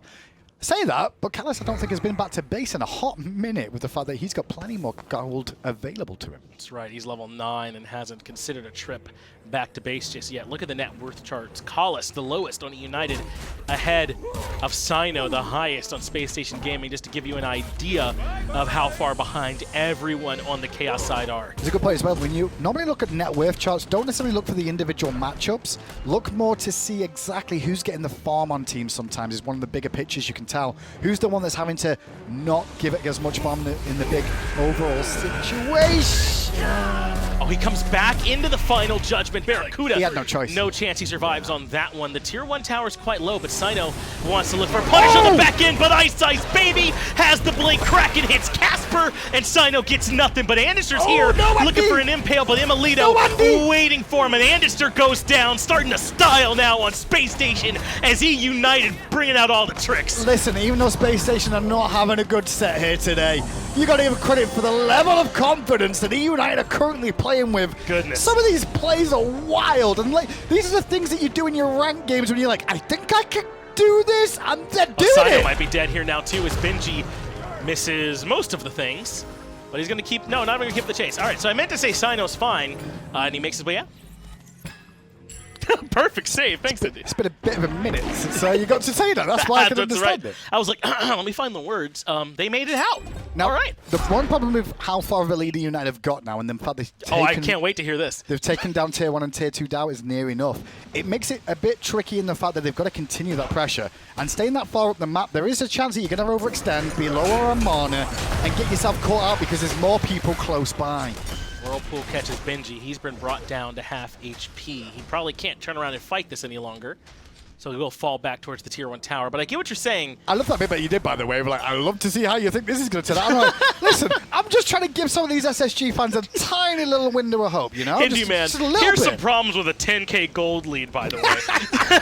Like, I would love to see that one get explained. To be fair, I've seen how many 10k gold leads over the years have we seen? Not at 13 minutes. This is not often that we get this much of a lead. This is brutal. Not in Season 6, I'll say that much. Sure, maybe, yeah, definitely maybe I've seen more towards 20Ks season thrown. 3 or so, I've yeah. seen 20k gold leads thrown before. Well, yeah, I agree. I don't think that it is out of the realm of possible for Space Station to grab the win here, but Until the Titan falls, the game is still going. That's all you need to know. yes, but I don't think I'd be trying to characterize it as maybe there's some Stop being a downside. realist, Benji. Right side Tier 1, not even really being threatened. United is kind of taking their casual time with it. They've got everyone over on that side except iceicebaby, who's in mid. Benji goes up. Andinster might be the target, but he's too far now. this might be a bit of a wasted ult. Now, the gold lead that you're seeing, FG. yeah, might as well. Look, go to the experience graph real quick for me, Doug. There's not going to be any contest, I don't think, out of SSG. 10k experience is even more important than the gold for me. That's just base stats. That's base health. That's base damage. It adds up so much. Jeff blinking early, though, and gets pulled straight back out into a Kraken. A nice whirlpool Kraken from Cyno actually cuts Collis down. Final Judgment hits nothing either. And now all of a sudden, Aqua has shown up with a cage to lock in emilitoo, and he's swinging with his own autos. Eunited have flown a bit too close to the sun this time, and it's the Fire Giant that burns their wax wings. Kind of forgot what I said a few minutes ago. What was it saying, Vince? Something about how you have to step too far forward when you have tier 2 towers. Nothing about throwing on the FG, though, so don't get full of yourself. Damn it! 15 minutes into it, I don't think it's really going to change too much for United. I think, agreed. Realistically, they didn't really have the wall coverage there. It was the same game that United have been playing with this slight overconfidence, and that's worked out so well for them so far, just to be clear. Yeah. But it was that moment where you're like, okay, there's a little bit of a reality check about the state of the game. The game is not completely over yet, and full credit to Spacestation for continuing to fight in those situations. Yes, and I think that if anyone needs to be reminded that these players on Spacestation are good, you just got your quick reminder. If you make some mistakes around them, they definitely will punish. It's just that as a team that these guys are not clicking. And we saw it with SK last year too, right? Now all of a sudden Funballer is on the best team in the world, looking at the best hunter as JeffHindla is dead to rights. Yeah, no way he makes out of this one. But I mean, you can see it there before, and Fails has found himself a new life, I would say, down in the minor league too. And Ducky has improved at the SPL level. I think clearly there are times when the players can be good and the team doesn't click. Definitely, and that is always the awkwardness, because players obviously... Pittsburgh Knights are still in the league right now, and they're still working through things. They've not had the be-all, end-all year that everyone expects them to have, you know? Right. They've still got things to learn. Spacestation Gaming, they made a roster change in bringing Cyno in for Venenu earlier on in the year. Take into account Andy went from jungle at the start of the year to now mid lane. Exactly. They've had adjustments. I think everybody, though, expects quicker results, and they're not there. No, and at this level, and I don't mean just like at the SPL level, I mean in Season 6 specifically, where you have, I would say, 7 really good competitive teams, maybe even 8 you could argue at any given moment. It's going to be tough for you to make big changes like that and then still be able to compete at the highest level. So it almost to some extent is to be expected, as now Fire Giant being started by Eunited yet again, but Cyno not here this time. The rest of Spacestation Gaming are, and they've pushed them off the actual objective. But Darkest of Nights sets up for JeffHindla to melt. That was the tanks, or one of the tanks. The other tank just forced to use his ult and disengage. BaRRaCCuDDa, Cyno, and of course Andy are way out of the way right now. This is a Desert Fury attempt. That's the play here. Andinster looking over the wall. Aqua on his way in now too, but they root him. He does get a nice shield, but emilitoo has the final judgment. Tings eats a Kraken, but it's Cyno, who's on level 13, gets cut off by Benji, and he's done as well. A double kill for emilitoo on the Thoth. Okay, Andy. And this game is getting more and more out of reach. Still a Desert Fury. Just saying. That's He's just still been parked possible. here, by the way. It's the right play, technically. There's not much more they could do. BaRRa's going to try and cause a problem with the field as well, but Andy can't get spotted. But I don't think they recognize that Andinster's here. They don't know. Don't tell them. Oh. You told him. With my somber tone, and now I'm telling them that Andy's here. They can't hear. As Fire Giant gets low, Field. Sanctified Field Go, does come over from BaRRaCCuDDa, but Eunited grab the FJ to get both kills as well. And it's a backbreaker for Space Station. Yep. I think that's just the way it is now. He's going to be pretty much a roll into the base at this point. I think Spacestation have done everything they can towards the tail end of the start that they had to try and make something happen. The Fire Giant play there, they won him 1-by-1 to an extent, sure. They don't really run him back 1-by-1 though. You've got Jeff and Aquarius like, okay guys, we're the front line, we'll do what we can. They go in, they get annihilated. Next up is like, well, I guess I'm going to have to try and make something happen in this Poseidon. And all the way you've got Andy looking to try and secure and make a play with BaRRaCCuDDa. Makes a lot of sense. They're so far behind. That's the only real way to find some sort of win, some sort of reality check to United that they might not win this game as quick. Instead, it doesn't work out, and now here we are. A red buff being invaded yet again. Let me talk to you about the items that Space Station has. Andinster has Transcendence, not even close to stack, Ninja Taobai, and Balanced Blade. Cyno has Spear of the Magus, Traveler's Shoes, and Demonic Grip. I mean, they're not even close to being able to deal the relevant damage you need to be able to do at this point. And the biggest point is, you know, you got Traveler's Shoes, you're not traveling anywhere. You know what I mean? You're just sat in your base the entire time. No traveling. You didn't like that? Nope. You're just going to leave me out there, Finch? Oh, for sure. That was bad. I appreciate it. let's just stew in it for a moment. As I'm turning the attention on me, you see. It's a play to help out. That's thanks. I appreciate the charity, Hindi man. It'll be a 4-1 split as Benji threatens the mid-Phoenix while the rest of the team of Eunited are in the left. Benji responds by going up into the air. He can rotate over easily. Might have a hard time seeing if it's just blocked for him as it is for us. It will be. But he makes his way to the back line towards BaRRaCCuDDa and rejoins for the left Phoenix. Yeah, you did see just on the top left-hand camera as well, JeffBlanque initiated with the ultimate as well, just couldn't find a target to catch. And now that left-hand Phoenix down, it makes it a lot easier for Eunited to just swing around this left-hand side and continue to look to pick apart the roster. And it's so much more difficult to defend from this position where you're getting poked by this long-range Thoth. A nice invade and punish, catches andinster, brings him to half. Final Judgment hits the Aegis, but andinster still quite low. Darkest of Night buys some time for United to move forward, and BaRRaCCuDDa has to use the Sanctified Field, and iceicebaby just walks right through it. Benji claims the scalp of andinster as well. An aggressive dash in from emilitoo, and Cyno suddenly low. The hammer not there as JeffHindla keeps him alive, but emilitoo able to get it done with the hieroglyphic assault. 2 Phoenixes down, and United got control. Smiles on a few players' faces there, including BaRRaCCuDDa, as he realizes there's just nothing they can do with this level discrepancy. Yeah. Not only that, but the Fire Giant in tow, 25-6. Great plays from United, though. Full credit, they deserve the 3-0. Yes, impressive performance from Eunited, and they've done what I think at sometimes they have struggled to do as a team, which is clean up those sets where they're favored coming in.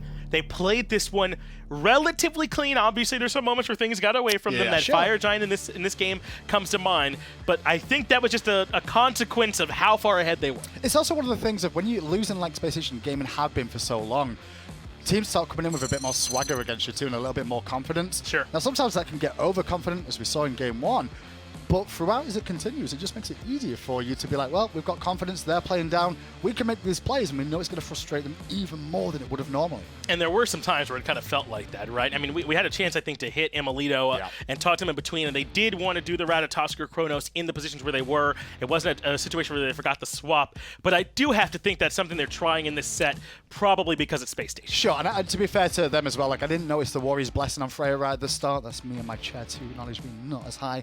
Keep an eye on those items so much. But that Warrior's Blessing was the only reason in the grand scheme that emilitoo was telling me is the reason he survived. Yes, I think so too. He might have been able to get that kill in the BaRRaCCuDDa were it not for that. But a dominant performance here from Eunited. Hard to think of any other way to describe this set. We'll try and break that down and bring you the interview in just a few minutes.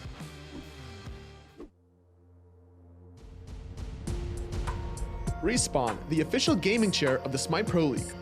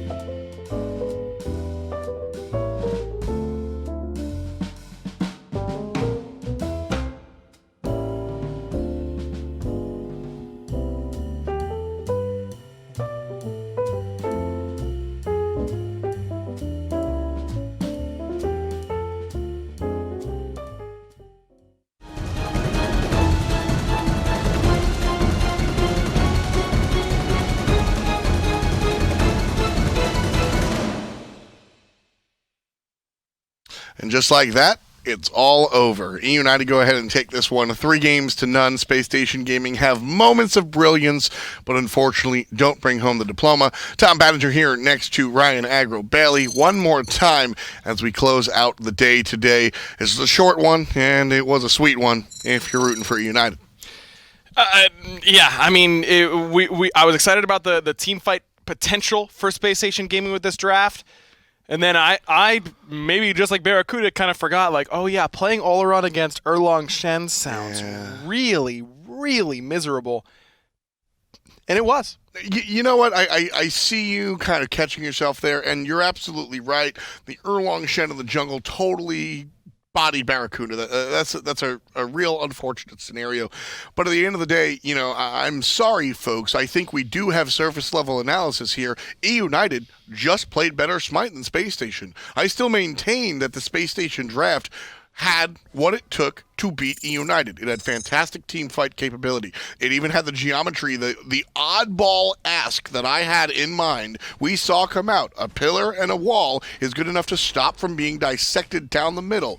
But Eunited, surgical as ever, came out game number 3 the same way they did 2 and 1, split Space Station Gaming up in multiple team fights, and were able to win time and time again. And the reason is, Ryan, the reason is they just hit their stuff better.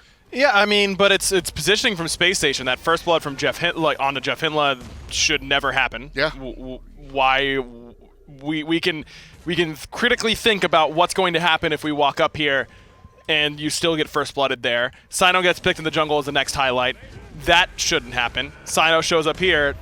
This shouldn't happen. I mean, it's you want to say surface level analysis, it's surface level understanding of what you can do and can't do at a competitive game. That's what I was going for, in all honesty. Space Station Gaming are dropping, excuse me, they're dropping the fundamentals, Ryan. They're just not playing SMITE correctly, and it you know, I've passed the point. I think I go on Reddit, I'm on Twitter, I look at the conversation, and us, like everybody, you know, this team has been close to our heart in the scene for so long. Sure. I'm over the sad part. Now I'm just pissed, just angry. Where do they pick it up, man? How can Space Station Gaming improve, whether it's right now or it's placement stages for Worlds? What goes on? How do we fix it?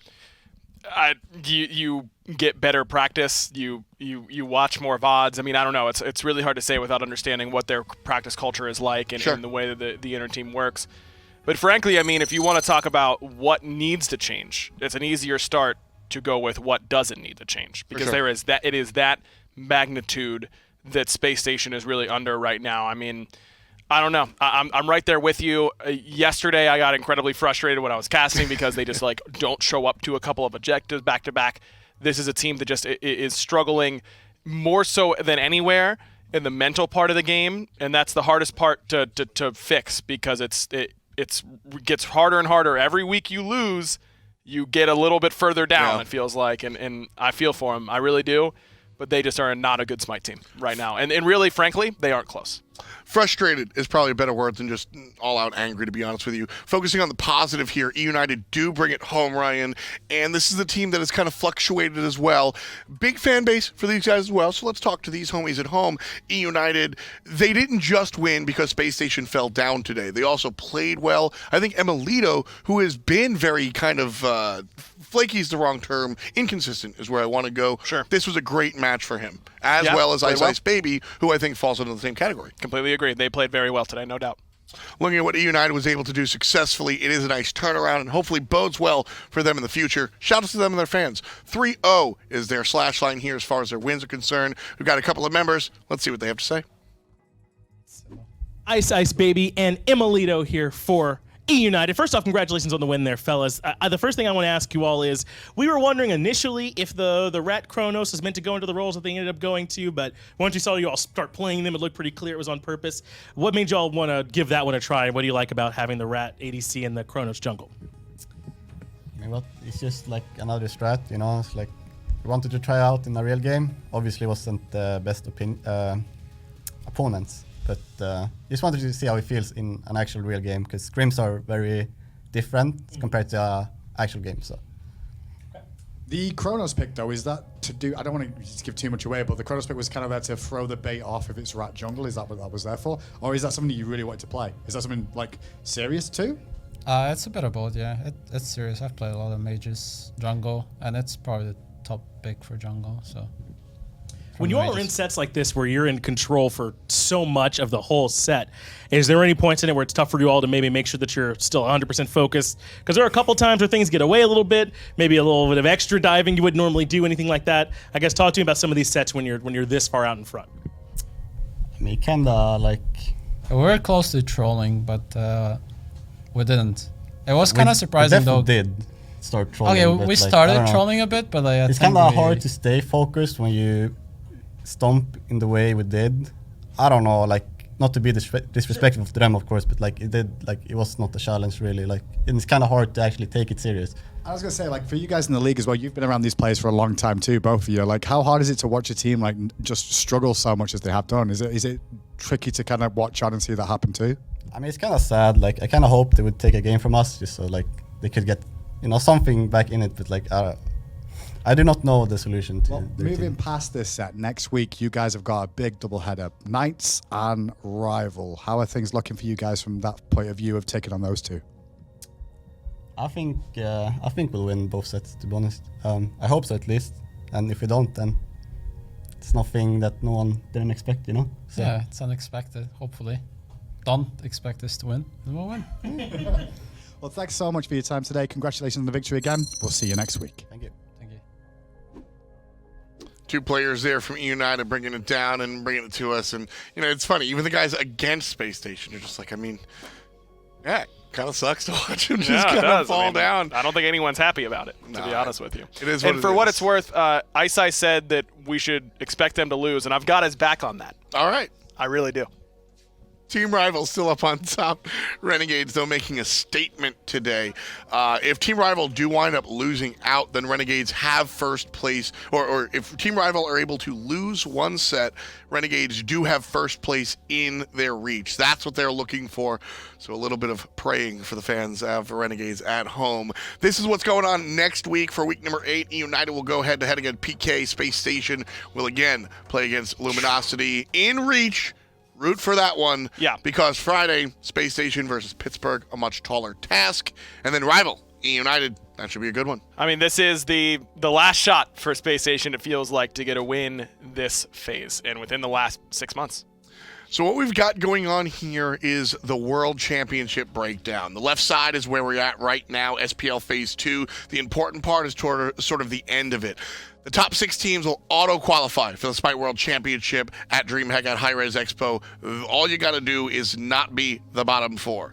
The bottom 4, however, have to play through the SWC Placement Week to fight for the last 2 spots, and there's going to be other teams from other leagues fighting through that. It's going to be tough. Placement Week comes after that, and there'll be a whole lot of competition to find the remaining teams that then make it to the World Championship, where it's all about the marbles, baby. 8 teams, single elimination, and that's it.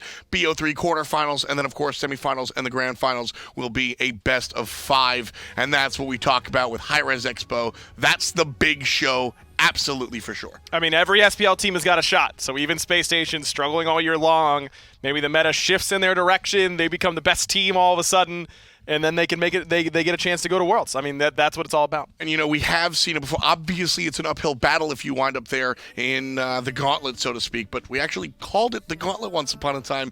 And we watched Oxygen Supremacy kind of make runs. We've seen other lower-end teams, minor league teams, make runs in mid-season invitational and stuff like that. Yep. There's a lot of possibility for anyone and everyone to make it to the big stage. Absolutely. Placement Week's going to be a lot of fun beginning in November. But, again, big cutoff. Top 6, got to get there. Right now it's SK that's on the bubble that is going to have to make a run, and they need to get hot quickly if they want to reach number 6, because the top 6 are all in a really good spot. Right now it's week number 8, and this is going to put an end cap on that week. It's been a lot of fun, and we're going to move on to this was week number 7. Next week will be week number 8. Look at me reading the graphics. It's going to be fun. It will be fun. Ryan always helped me out here. But that does do it for us. Me, Ryan, all the commentators, and everybody backstage say thank you. And you guys out in chat, we'll catch you next time. Peace, and much love to you. Preach it.